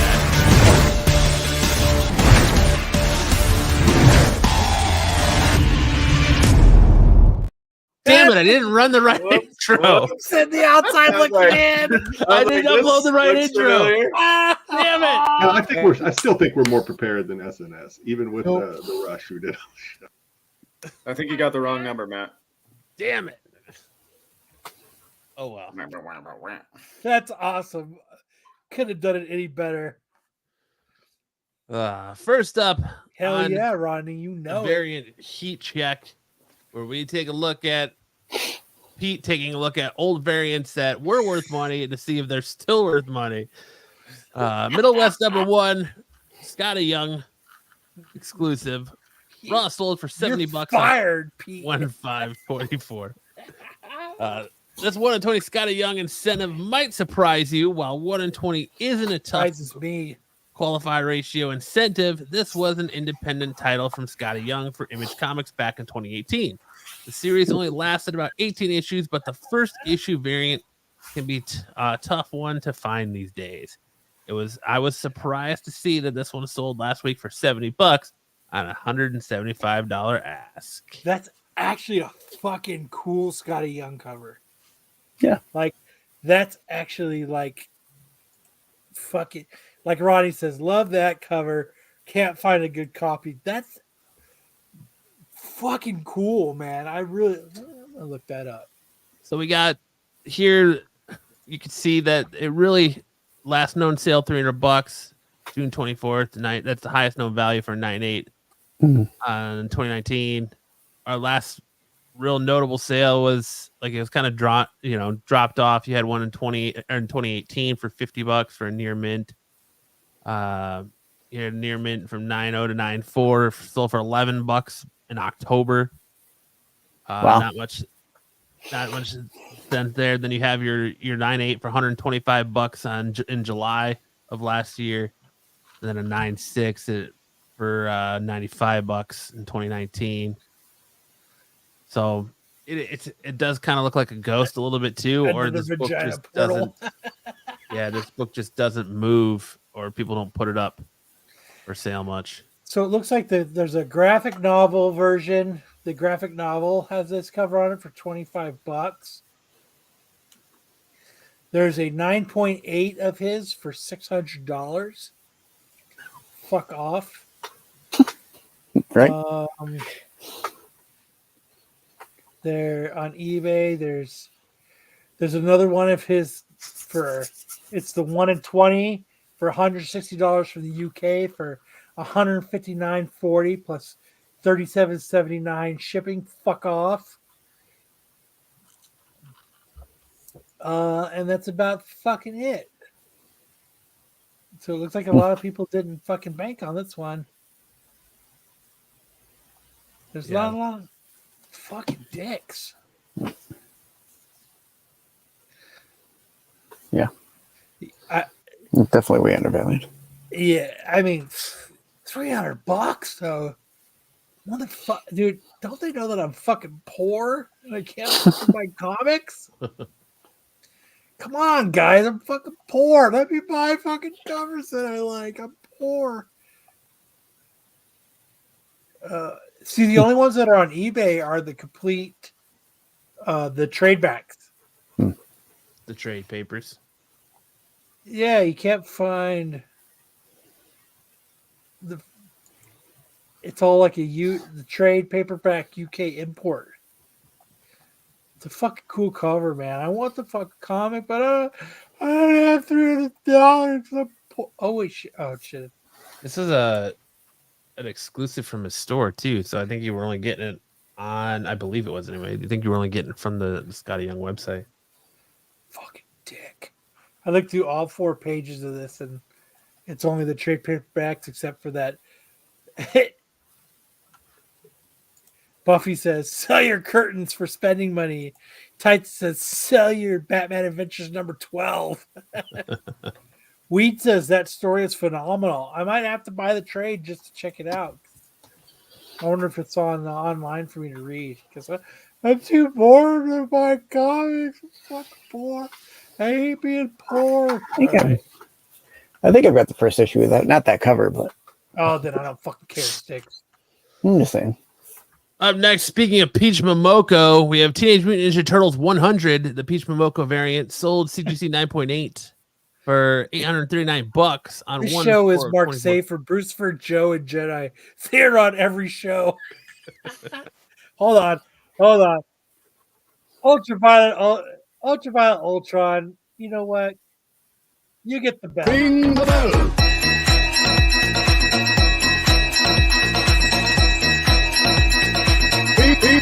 Ring the bell. I appreciate you, Ultraviolet. All right. This Peach Momoko variant sold for $839 and a 9.8 this week. This store exclusive variant was limited to only 250 copies. It was quickly became a favorite for collectors at the height of Peach Momoko's popularity back in 2019. While not near its all-time high at 1,500, this still maintained value over the year. As an FYI, raw copies are not far off this price, as the last few sales this year have been between $600 to $700. Crazy. Dude, that is a dope fucking Peach Momoko cover. Yeah. That must go back to her heritage, and that's why she drew it so well. Because it's something Ninjas. that she relates to. Go ninja, go. Even though ninjas are from Japan and whatever, but like that's fucking badass. Like if she did every cover like that, she'd be a rock star.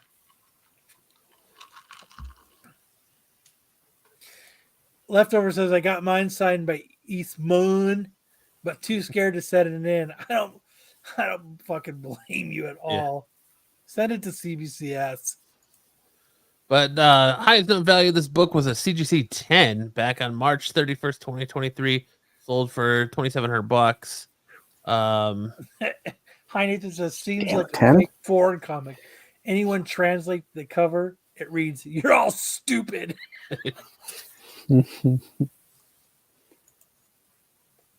Buffy says, Peach's height was in 2019. Why the hell does she have 20 covers a week now? I mean, fucking 100% agree. This was written by Pete. He's short. He has a problem judging height. It was written by Pete and he's short. So yeah, the last 9.8 sells for $765 on 1.4.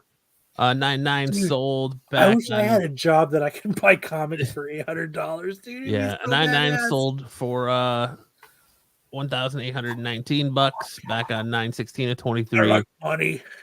And then with that 10 at 2,700 back on 3/31/23. Yeah, Ross, your mints 9.0 to 9.4 last sold for $600 in July of 23, and then a 9.6 to 10 sold for $221.23. I need to reassess my fucking life choices because I'm fucking tired of being poor.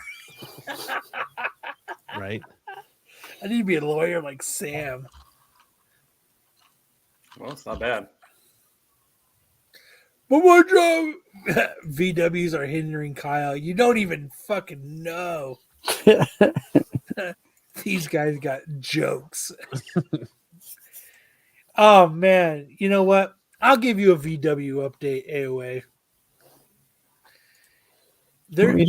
There's a picture that I sent my wife.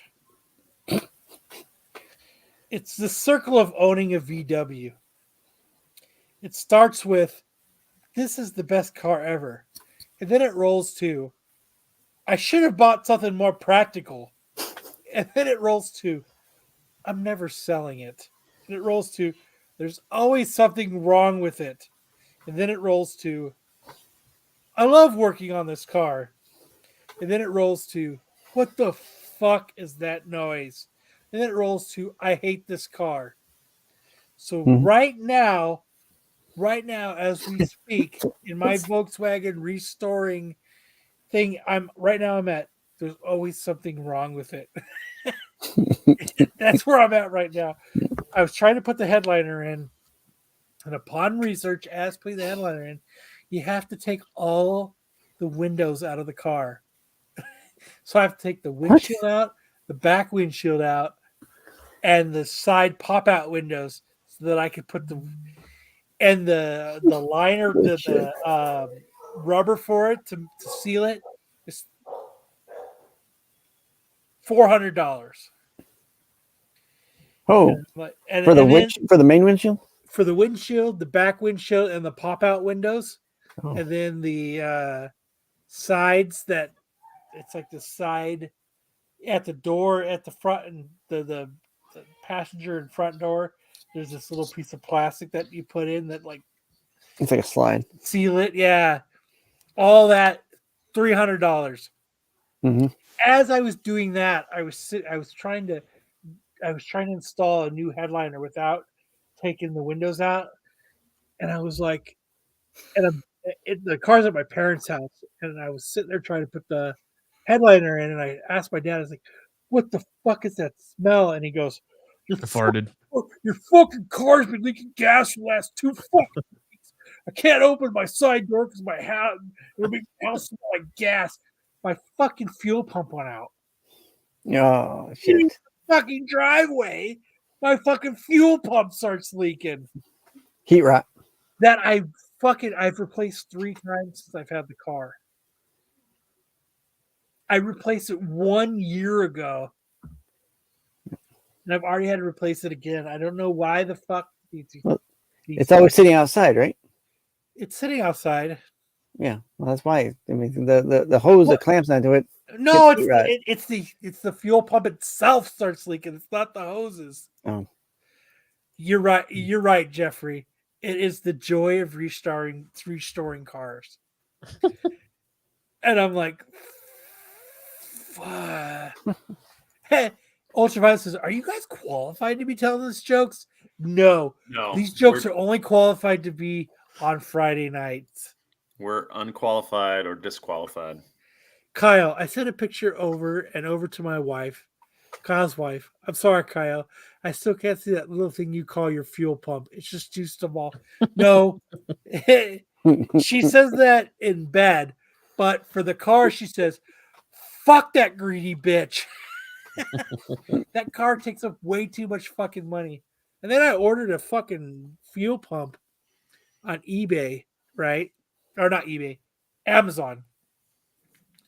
So I look at my camera, right? And I'm like, this fucking bitch pulled up, dropped the fucking fuel pump off, drove 2 houses, turned around, that fucking bitch porch pirated my fucking fuel pump and drove off.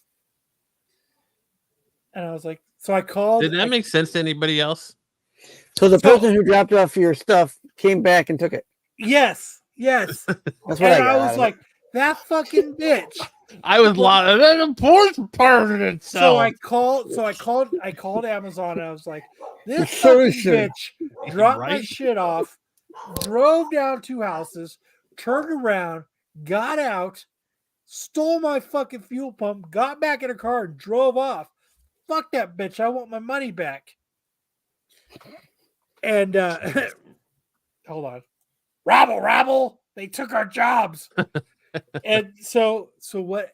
And I was telling my wife, I was like, this fucking bitch. And she's like, no, your son got a Jeffrey said, not a fucking word, man. Pete, everything's fine. It's a great show. So what happened was I called when I was talking to my wife. I was like, this fucking bitch fucking porch pirated. This Amazon bitch porch pirated me. And she's like, no. Our son got something in from Amazon, but there's a code and he has to show them the code to get it. And I was like, and I'd already called Amazon and got my money back. And I was looking at it and I was like, oh, fuck, our neighbors have that package. They left it at the neighbor. So I walked over to the neighbors and got it, came back, and I was like, oh, fuck. Oh, well, at least I got a fuel pump for free. But like, I was like, but according to my camera, that bitch stole that shit. She porch pirated me. Every time Kyle says porch pirate, it sounds like porcupine. I got porcupined. That code was F you. This is mine now. But now I have my fuel pump and I can go over and put my fuel pump in, and that'll last about 70 miles, which I drive my Volkswagen about 70 miles a year. So it'll last me to at least January of next year. So when it gets to November, order another one so you can change it when it leaks. Actually, what I'm going to do is I'm going to put the old fuel pump in the box and let it return that shit. Actually, I already got a refund on it, so I guess I can't do that. Lets his master plan be known live on the internet. But I swore that the bitch porch pirated me. That bitch walked up, dropped my shit off, drove 2 houses, turned around, walked back up to my driveway, took that shit again and drove up, but she didn't. No, you bitch. So tomorrow I get to put a new fuel pump in.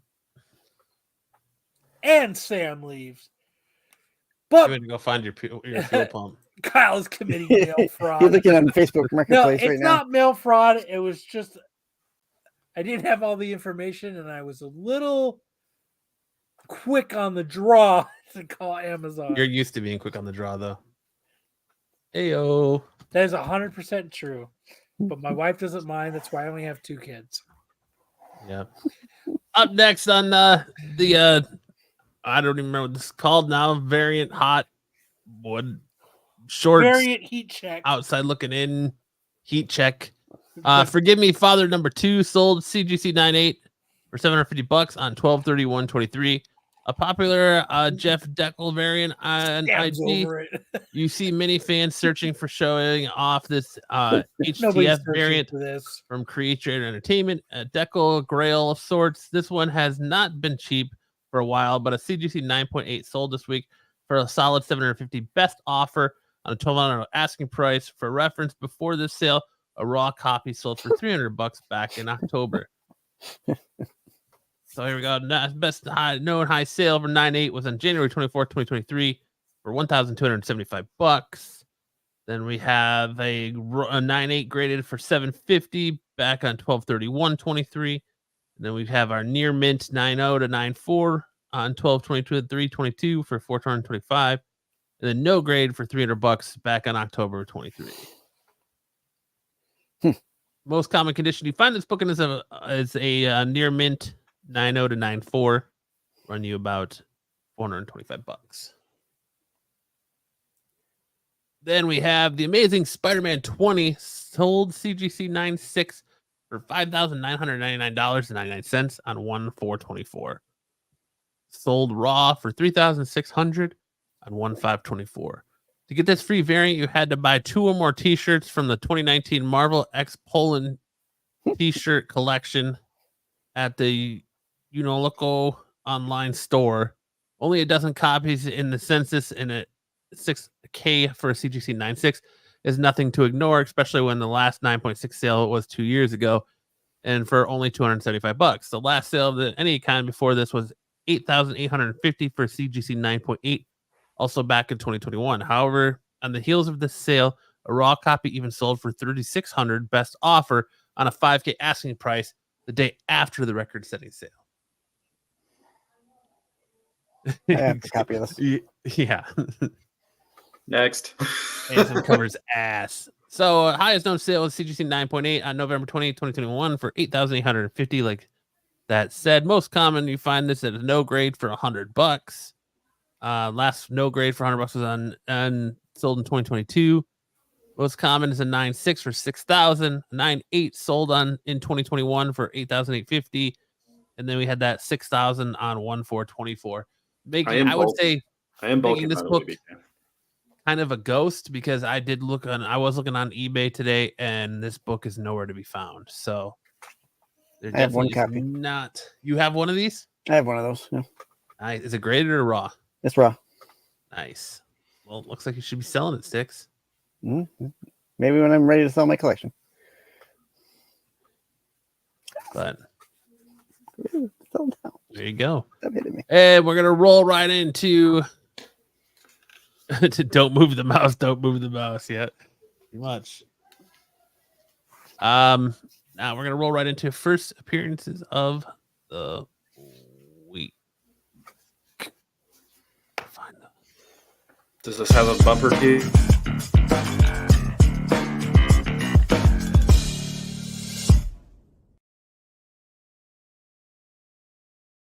I guess it does. All right.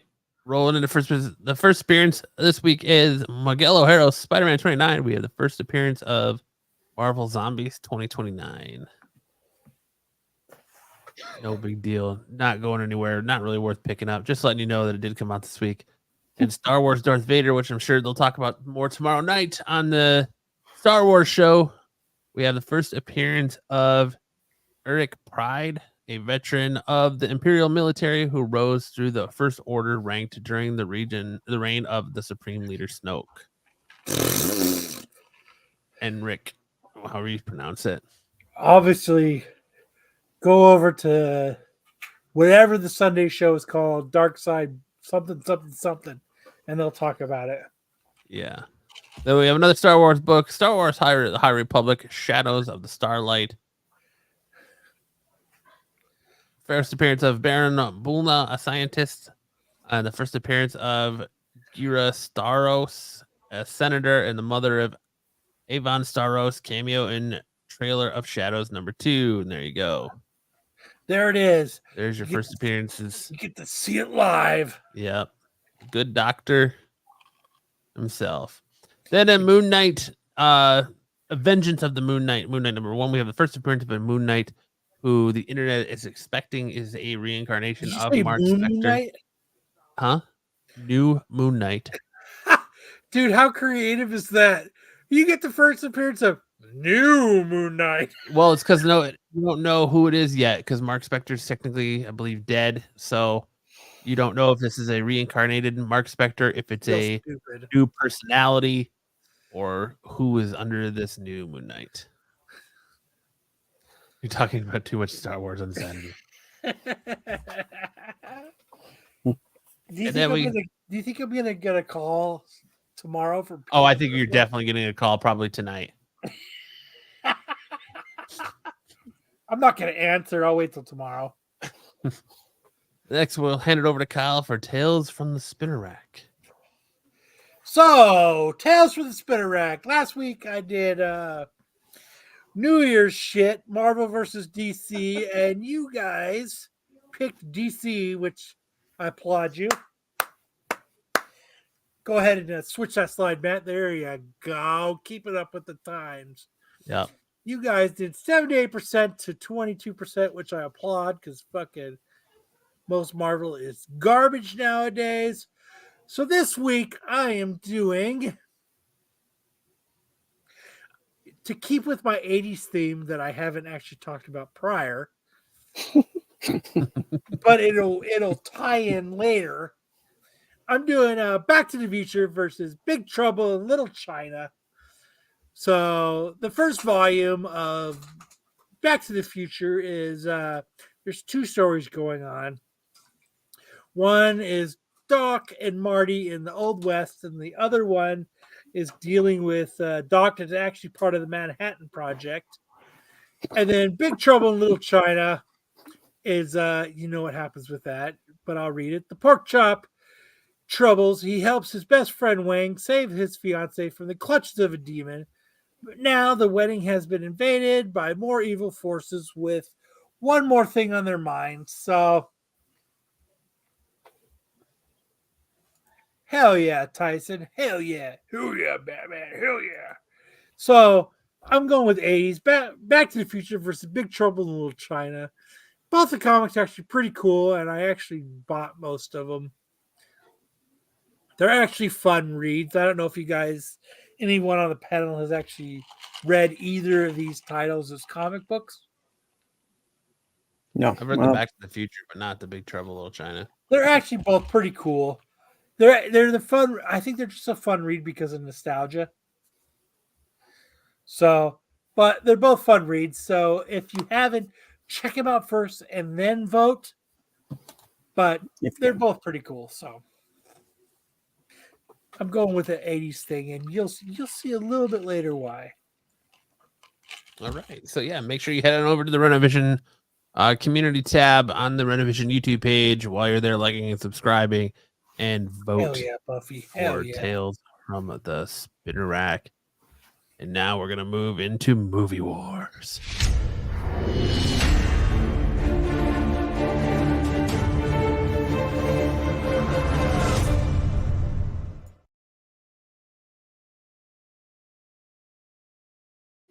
Hell yeah. So last week concluded our sci-fi 80s sci-fi movies. Don't you? This month I'm doing 80s teen movies. So last week I did damn, you're clicking fast. Last week I did 4 Rooms versus Ghostbusters 2 because they were both New Year's movies. And it looks like Ghostbusters 2 killed it. Which, you know what, Ghostbusters 2 isn't even that good of a movie. It's actually kind of sucked.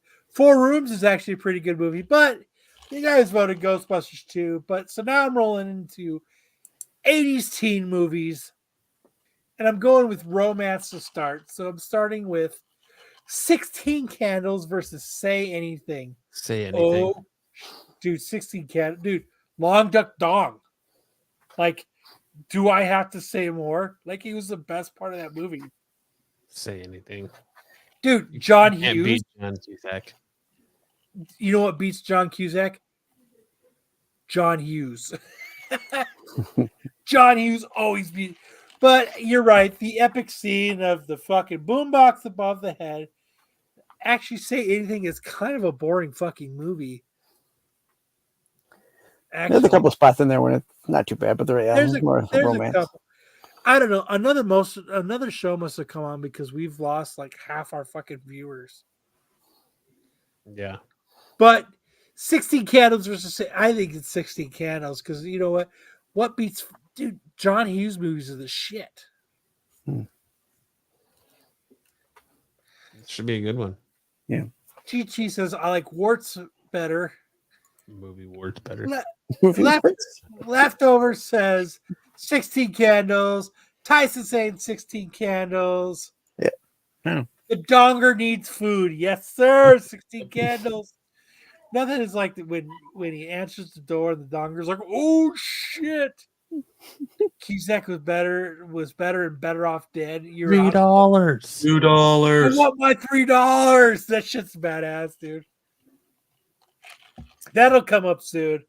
But nothing like 80s romantic comedies. I don't know.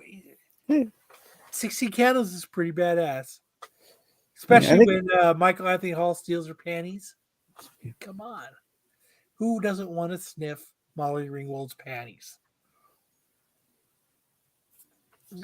I'll take it from your silence that not today I don't. Maybe back then I did. Not today I don't. Gee, Ricky, really sorry your mom blew up. So that is my movie wars of the week. And everybody go vote for 16 Candles because it's way better. And it sounds like Matt's kid needs attention, so Matt has to leave the show. So next up we have look at that.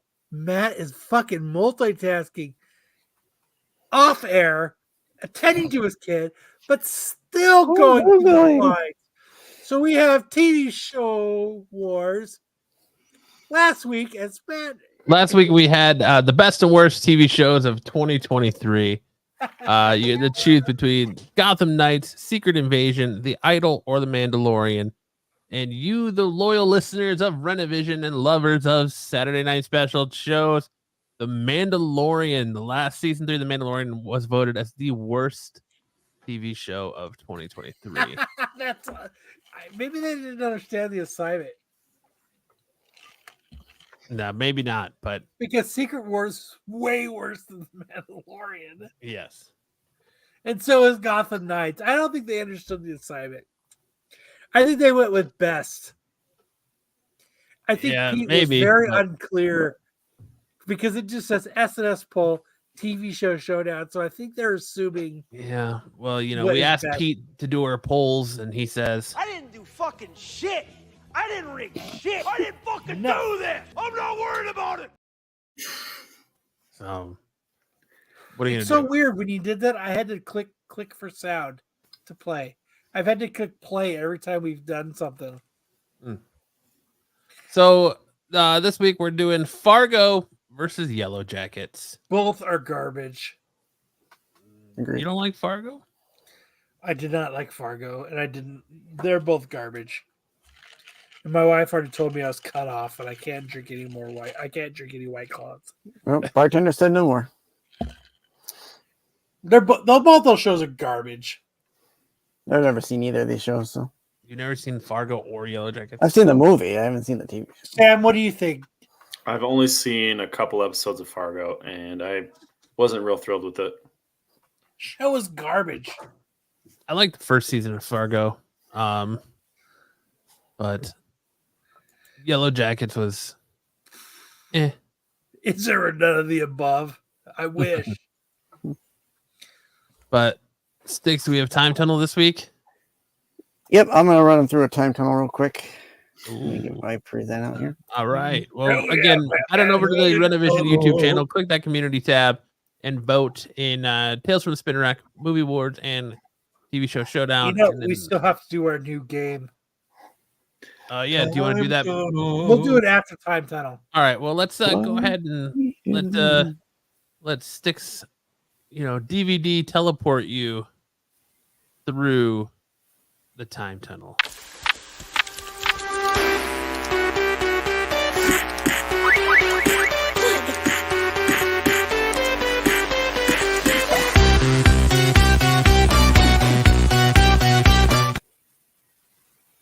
My favorite theme song.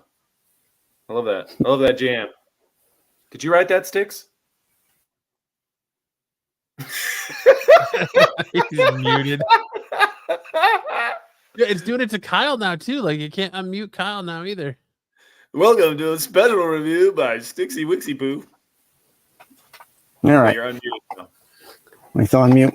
You're good. Okay, thank you. So, I'm going to do my quick review for the Doctor Who Christmas special that came up on Christmas Day.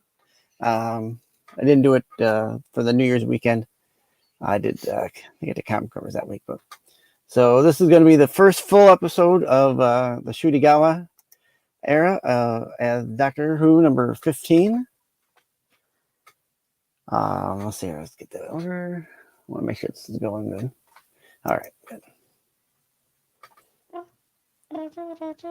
This was the so far. This is the 4th episode in the Disney Plus era. I think it's going pretty good. The only thing I'll say about Disney Plus is they need to put the episodes up a little quicker so people know where to find them before the show drops.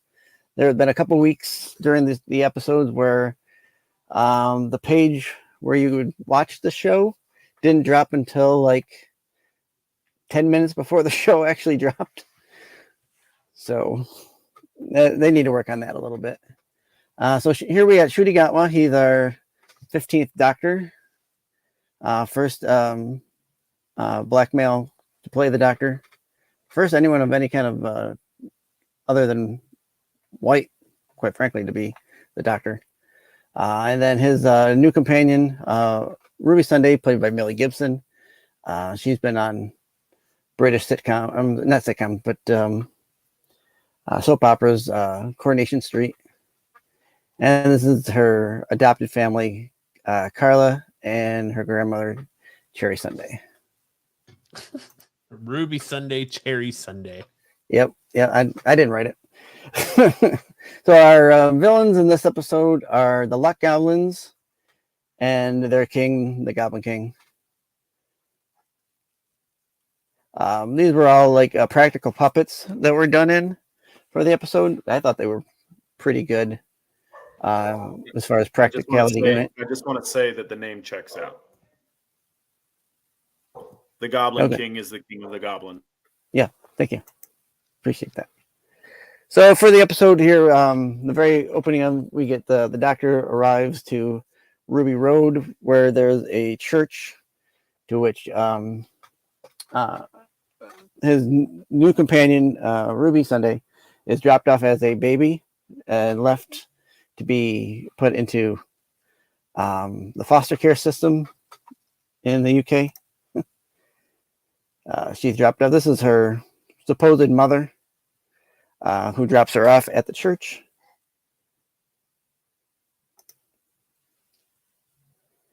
During the episode, we meet Davina McCall, who's an actual TV spokesperson who does she does these like lost and missing children shows where they try to find their birth parents, kind of like the Adam Walsh of the John Walsh. I'm sorry, not Adam. John Walsh of Britain.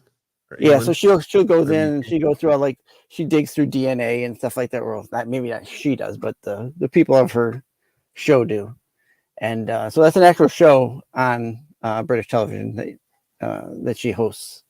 So they had her into this episode because Ruby's trying to find her actual birth parents, who dropped her off at the church. Like I said, she was put into the foster care system. This is her adoptive foster mother, Carla.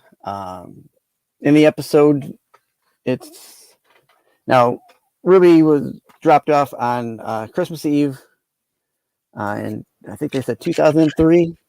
So here, the mother is getting another baby the same night, and it's considered a coincidence. Now, like I said, we have our luck goblins, and they kind of key in on their coincidence and their luck. I like luck goblins. Yeah. So this is their ship that they fly around in the sky. Why is Matt like rubbing his forehead in like frustration. Oh, I'm not.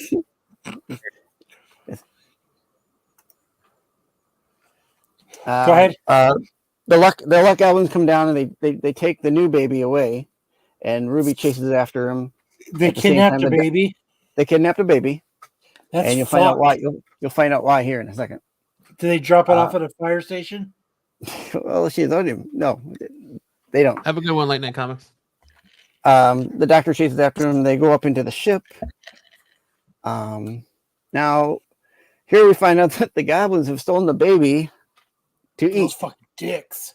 Yeah, they're a bunch of dicks. So they got you got all these goblins that are up in the ship, and it's like this conveyor belt that's like leading the baby down into the Goblin King to like eat. It's really weird. There's a couple musical numbers at this point where the goblin, there's like a goblin band that are singing for them to eat. They break out in song. The goblins break out in song. It was really weird. It wasn't a bad song. It's just a really weird event that went on. Like it was unexpected or what?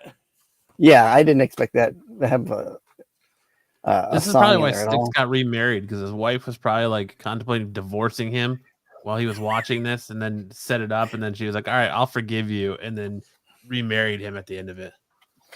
Now, again, I'll leave the ending because not too much more to the story there for you to kind of go in and watch. I enjoyed the episode. Shootagatwa as the 15th Doctor, I thought was pretty good. It was a great introduction to them. There is a mid-credit scene to look out for in this episode. I gave it a B+ for the episode. So they're running the music. They're running this show through two different timelines now, right? Because you're still gonna have David Tennant as the 14th Doctor, and then Shooty or however you pronounce it is going to be 15th, right? Shitty. Yeah, Shooty got right. So far we don't know what they're going to be doing with Tennant. They're thinking of doing a second show, maybe with him. They haven't really come out and said. But you're right. There are two different doctors out there. Because instead of regenerating, instead of the traditional regeneration, he split, right? Right. Yeah. The Shooty splits out of Tennant to form the cells. Doctor. Yeah, kind of like a cell. Yeah. Awesome. Makes me still not want to watch Doctor Who. Just joking. I'm glad you love Doctor Who. I can suggest some episodes for you to watch that are good episodes. There's a couple good scary ones that I think you'd like.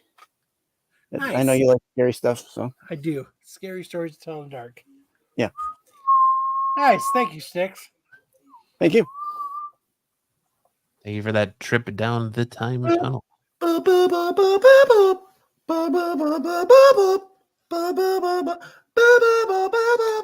All right, since we've lost all of our viewers, I guess it's time to do.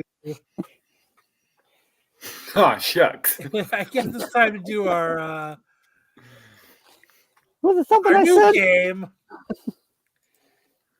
Oh, shucks. They're all gone. They're all gone. Now we can play the new game by ourselves. Let's see what it is. So our new game is Guess the Comic Book. What I've done, so that nobody steals it, I have written my own HTML. He said, wow, thanks, Kyle. I've written my own HTML to do a tile game of this week. I'm doing classic comic covers. I'm doing Golden Age. No, I'm not. It's not. It started out that, and then I trickle off. I can't even say that. So what I'm going to do is I'm going to start this, and let's see if the chat and our panel can guess the comic covers. But since I've already found 3 glitches, it's probably going to be tough. So hold on. So what is it? It starts revealing it for like 14 seconds? Yeah. Okay. So what I'm going to do is I'm going to reveal it for kind of a like little bit. Is it kind of like name that tune? I can name that cover in 14, whatever. Yeah. So what I'm going to do, actually, what I'm going to do is I'm going to start it. I'm going to stop it, and then let's see if we can guess the comic cover. Okay. Okay. Gotcha. So are all you guys ready to play the most exciting game next to outside looking in that we don't do anymore. Lopez the Jeopardy. And Lopez of Jeopardy. Second Apatia. This is the second Apatia. Are you First guys Apatia of ready? this game. I know Let's go. Sam's ready. He's chomping at the bit. I've been waiting for this all night. He's eating. He's full. He's ready to play the game. Ready. Egg salad sandwich to the end. So here we Well go. fed. I'm going to start it right now. Are you guys ready? I got 14 seconds on the clock. Here we go. Nothing's happening. There we go. There we go. I'm going to stop it right here. What do you think Okay. this cover is?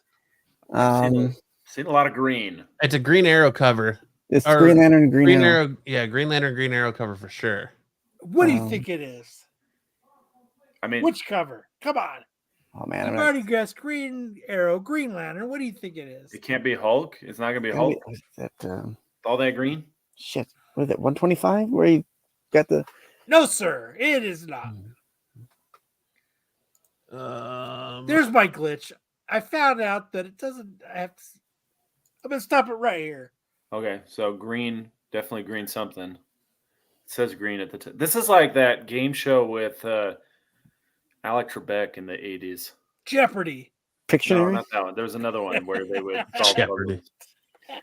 puzzles. Now that everybody's gone, nobody in the chat is giving any guesses. Green Lantern. All right. Is it Green Lantern, Green Arrow though? Because normally there's Oh, Green Arrow. It says no, yeah, it's Lantern. It's Lantern, baby. Oh, shit. is it 76? It's Green Lantern and Green Arrow. 76. It's both That of is them. correct. It is Green Arrow, Green Lantern 76. The first team up together.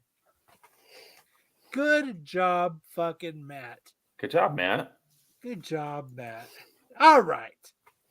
Next to tile number 2, because nobody in the chat is guessing, because it doesn't seem like anybody is watching anymore. Are you guys ready? Ready. Yeah, let's do it.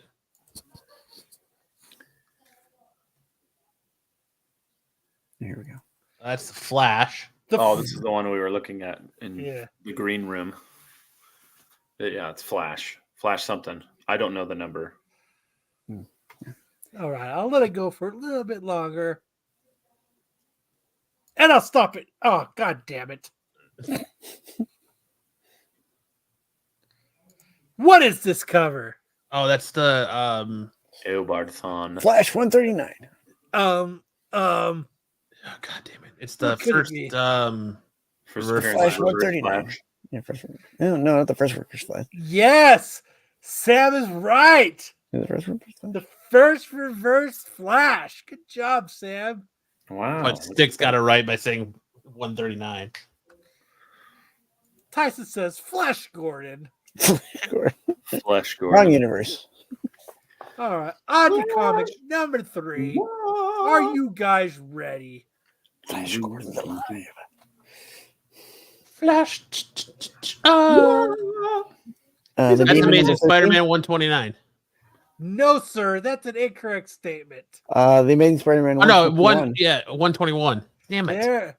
There you go. Good don't know why it's job, the 129 Matt. on I the don't know fucking why head. you said it either. With the yellow. Yeah. Flash. BK coming through, knowing what it is. Thank you very much, BK. Thank you for wrapping up to 11 in our chat because we love you so much. All right. Are you guys ready? Let's go. Red, pink, pink and red. What is it, Matt? I know Matt knows. Oh, what this is Batman. Batman what? First Scarecrow. I can't No, think of the number. sir. No. No, I'll start it again and I'll play it.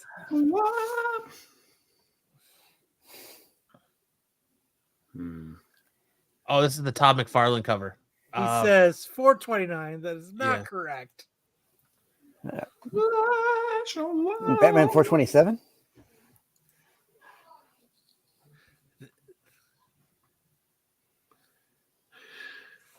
Batman 423. There it is. Matt got it. BK was so close. Right, cool. He was so close. Jeffrey came in. Todd McFarlane covered. Yes, sir. Yes, sir. And our last cover of the night. Are you guys fucking ready for this? Let's do it. Okay. All right. I'm gonna stop it right here. What do you guys think this is? I think it says Marvel Comics at the top. It's an X-Men book. I don't know. What could it be? Oh, yeah, it is an X-Men book.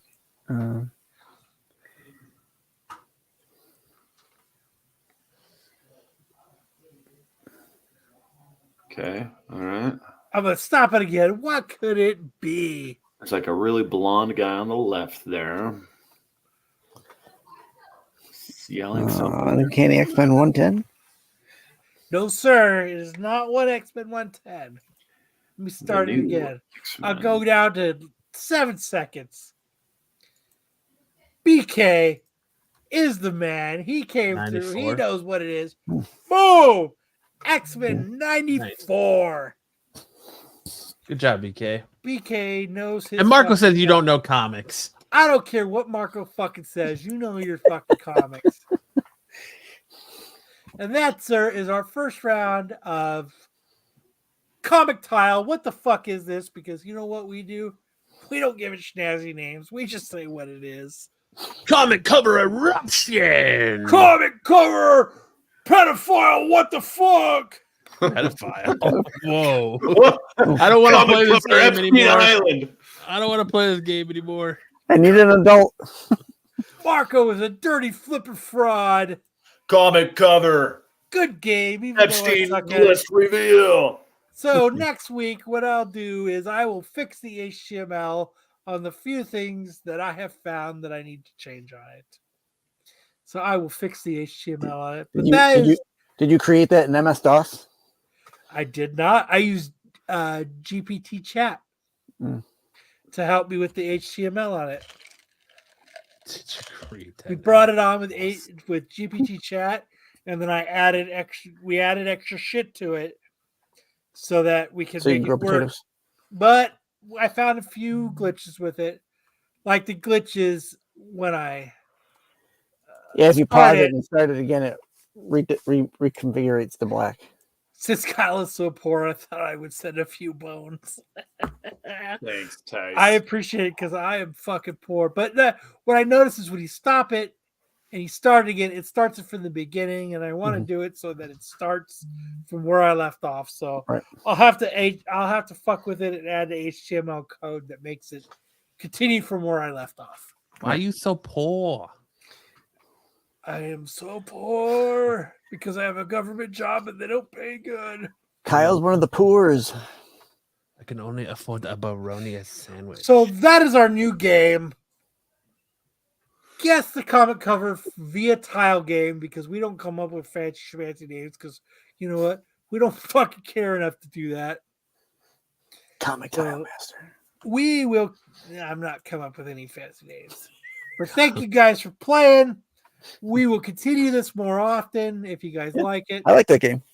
Great job, Kyle. I thought it was a funny game to play. It Phenomenal. Yeah, I like that me and my buddy at work sat for I don't know about 40 minutes and we wrote all the HTML code for it.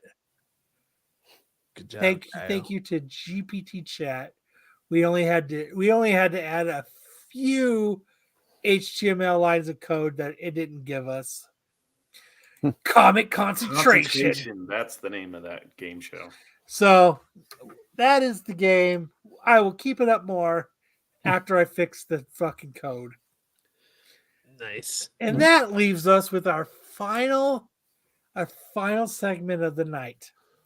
Yeah, because we had so much fun doing it last week, we decided to make it a mainstay to end the show out in a good, lighthearted way. We have Craigslist Misconnections. So, who wants to read? This episode will be up there with the famous GIMP episode. Thank you very much, Tyson. I'm glad you had a bunch of laughs. It was a fun episode for us to do. Who wants to read the first Craigslist? I'll go for it. Okay, go, Matt. Go, Matt. Silver car. You looked and motioned. Elliot and Alma School. I was in a silver F-150 when I looked up and you motioned like you were asking to smoke. I barely saw and didn't get it at first and looked down. And when I looked up, you seemed bummed and drove off and you slowed. So I followed. We played cat and mouse and you looked at me like, game on. I lost you, but kept seeing you drive around. We went back and forth. I waited for a long time while then you left. I just really like your personality. It was funny. I wanted to meet you. I know you're my type of person. I'd love to take you out and just hang out and talk. You were very intriguing. Oh well. She did not give a game on. She gave a whole fuck. This guy is following me creepily. Yeah, he's like, I gotta go. She was trying to get away from you, motherfucker, because you're fucking creepy. I like that she established that she likes this person's personality from this little cat and mouse game they're playing. These little interactions in their car. I love how you're trying to get away. I wouldn't let you. You tried to get away, and I ran you down in my pickup truck. No matter what I did, I kept following you. Love your game on face. You're never gonna get away. Scared for her life. Like the Wedding Crashers. I hope you don't leave me because I would find you. Dude, this bitch was scared for her life. And she's like, so holy creepy. fuck, this car keeps following me. And she was fucking scared. Why don't you get that? Back and forth. Final segment. Finally, I thought this shit show would never end. You're still here, and we love you for it, GTG. All right, next one. I think Sam should read it. I'll get it. Oh, wow. It's a long one. Friends to show me around Vegas. I'm in Vegas, just visiting friends. I'm a chill dude in my dirty 30s, so let's play to win. Looking for females. FTM friends. FTM. Female to male friends. Or bots. Let me know. I'm mobile. He's like, fuck it. Real people are bots. Whatever keeps me company. I think that used to be Matt. Matt used to like to talk to bots when he was single. Yeah. Just to feel interaction. Mm-hmm. Just to feel a little something. Could you make that sound any creepier, Matt? Holy shit. I just like that he doesn't give a fuck. I don't care if you're real or I don't care if you're a bot. Just let me know I'm mobile. What the fuck? These fucking dude. I like that now they have to do the misconnections as like innuendos. It just makes me laugh. It's weird that he wrote out FTM. I know. Yeah, what I do was, what is that? Face to mouth. Oh, okay. Female to male. Pat Wish for Cherry 2000. What a great movie. All right, I'll read this one. Gay Cholo. Hey, you were Cholo socks and asked me if I wanted them. You said I had to earn them by servicing them and that you had to access to the powered gloves or the good black ones and that you would need to tie me up and my other rewards would bring you that big burger. Would you also do other stuff to me too? That big burger.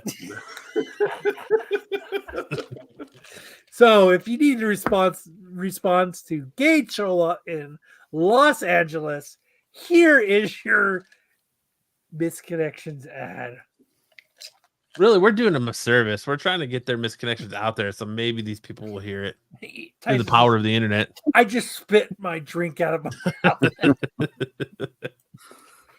Excuse me, I have to go pour alcohol in my ears now. Your big burger. The way he said it, so dumb. Sticks, would you like to read the next one? Sure, I guess I'll read the next one. Let's see. You had on some nice boots. No. You got to read the title too. Gay or S8 cap? Straight cop. That's No, straight. straight cap. Shorthand for straight. Yeah, damn shorthand, kids. You had on some nice boots. Now it's time to put on your gloves and bring out your handcuffs and arrest me and tie me up. The only way out is this one for you. Decide CS. I don't know what's CS. Or other tactics. Please bring a real cap or work in law enforcement.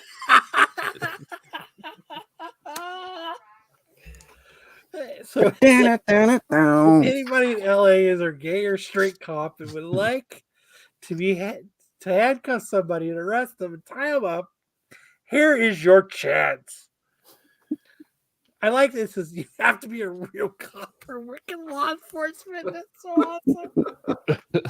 Gotta bring that uniform. There's something about a man in uniform. There's something about a man in uniform. You know what though? It's kind of right, but like I watch On Patrol Live, and you know what? There's something about You're not ever good. women and like Badge bunnies. uniform are like, oh my god, they're like Well, Badge Bunny's not a cop. They're fucking somebody- hot. Yeah, well, that's a woman who likes men in Cops. uniform, Yeah, man, you know. or cops or firefighters or whatever. But Yeah. yes, Says- there's something about a woman in the uniform. You that guys need to do your comic book reading the same way. All right, the next one will do it like that for sure. Who would like to do the last one? I'll do it. Go for it. Nurse who helped with my mom, Mesa. You helped me out while my mom was in your care. Your care. Tough times. Tough But I time. felt a connection with you. Oh, If you see this and want to hang out, reach out. No. reach You out gotta- to someone. if you see this and want to hang out, reach out. Thanks. Gotta so read it the way they wrote it. I don't. I thought it was a typo. Hang out. I don't know what that means. I'm sure it is. You gotta read it the way they wrote it. If you want to see, if you see this and want to hang out, reach out. Thanks so much. Dude, I love to hang out. Don't be one of those people who catch others on to catch a predator. That's it. That's our last misconnection of the night. That brings us to the end of our show. Good job. We everybody. made it. We made it. Looks like we made it. 2 hours and 58 minutes. Not bad. Suck on that, not having fucking outside looking in. Sticks, isn't it hard being between two shows like that? What did the Guardian guy? What is it called again? It's called the The disqualified. Qualified. What does the Qualified say about us? No, I still think we're more prepared than SNS, even with the rush who did all the show. That's Are they like fuck those guys or what? I don't think anything really gets done. Yes, they are. That's a yes. That's a yes. The Sticks will never kiss and tell, man. The Qualified would be in bed by now. Ask him another tough question. If he hesitates longer than a second, it's a yes. I mean, seriously, the Qualified guys like, what the fuck is wrong with those SNS guys? We're not stealing their stuff, Sticks. Tell them. They get away with everything. Oh no, we love the guys on the Qualified Get Off My Lawn. Make sure to check them out on Friday nights. They're doing the Outside Looking In. So if you guys love the Outside Looking In and you didn't get to see it on our show, make sure to watch the replay from Friday night. And every Friday night you get the Outside Looking In on top of a bunch of great segments from the Outside Looking In and the Qualified guys because they're all a little damaged. Yeah, which one's the side chick? Which one of us is the side piece? We all are. The whole show is a side piece. No. Which show is Sticks' side piece? SNS. What is it, Sticks? Or is it Brucifer's on Monday night? Ooh, shit. Oh. I don't know. I like you all equally. Yeah, okay. But make sure to check out the guys on Qualified. They redid their show. They've made it a little sprucey. Make sure to check them out after the CBSI Hot 10 on Friday nights. You get a spritz of Make sure to check us out every Saturday night Hot because 10. you don't know what the fuck we're going to do. Make sure to check out all your Star Wars shit that comes with the Dark Side show. And make sure to Wayseeker's Haircut. Wayseeker's Haircut. Make sure to check out Wayseeker's Haircut. And then Wednesday night, make sure you check out the Tech Show that has all of the awesomeness that is the Tech Show that isn't quite SNS. And then make sure that you check out all of Pete's shorts. Pete actually clipped our comic book theater and put it out for everybody to watch. It's a lot of fun to watch. Buffy says, "Good luck with Pete in the morning, Kyle." I know. I'm expecting a message from Pete and then a call from Marco sometime tomorrow. But make sure to check out all the great content. Make sure to drink. Make sure to drink out our show. Make sure to check out all the great content that Redivision puts out, and make sure to catch us next Saturday night. Maybe Matt won't be there, but check out the rest of us next Saturday night on SNS, and make sure to check out Sticks and the rest of the boys on the Qualified so that you can see the outside looking in and the other great segments. And on that note, you guys have a great rest of your weekend. Either you've got me confused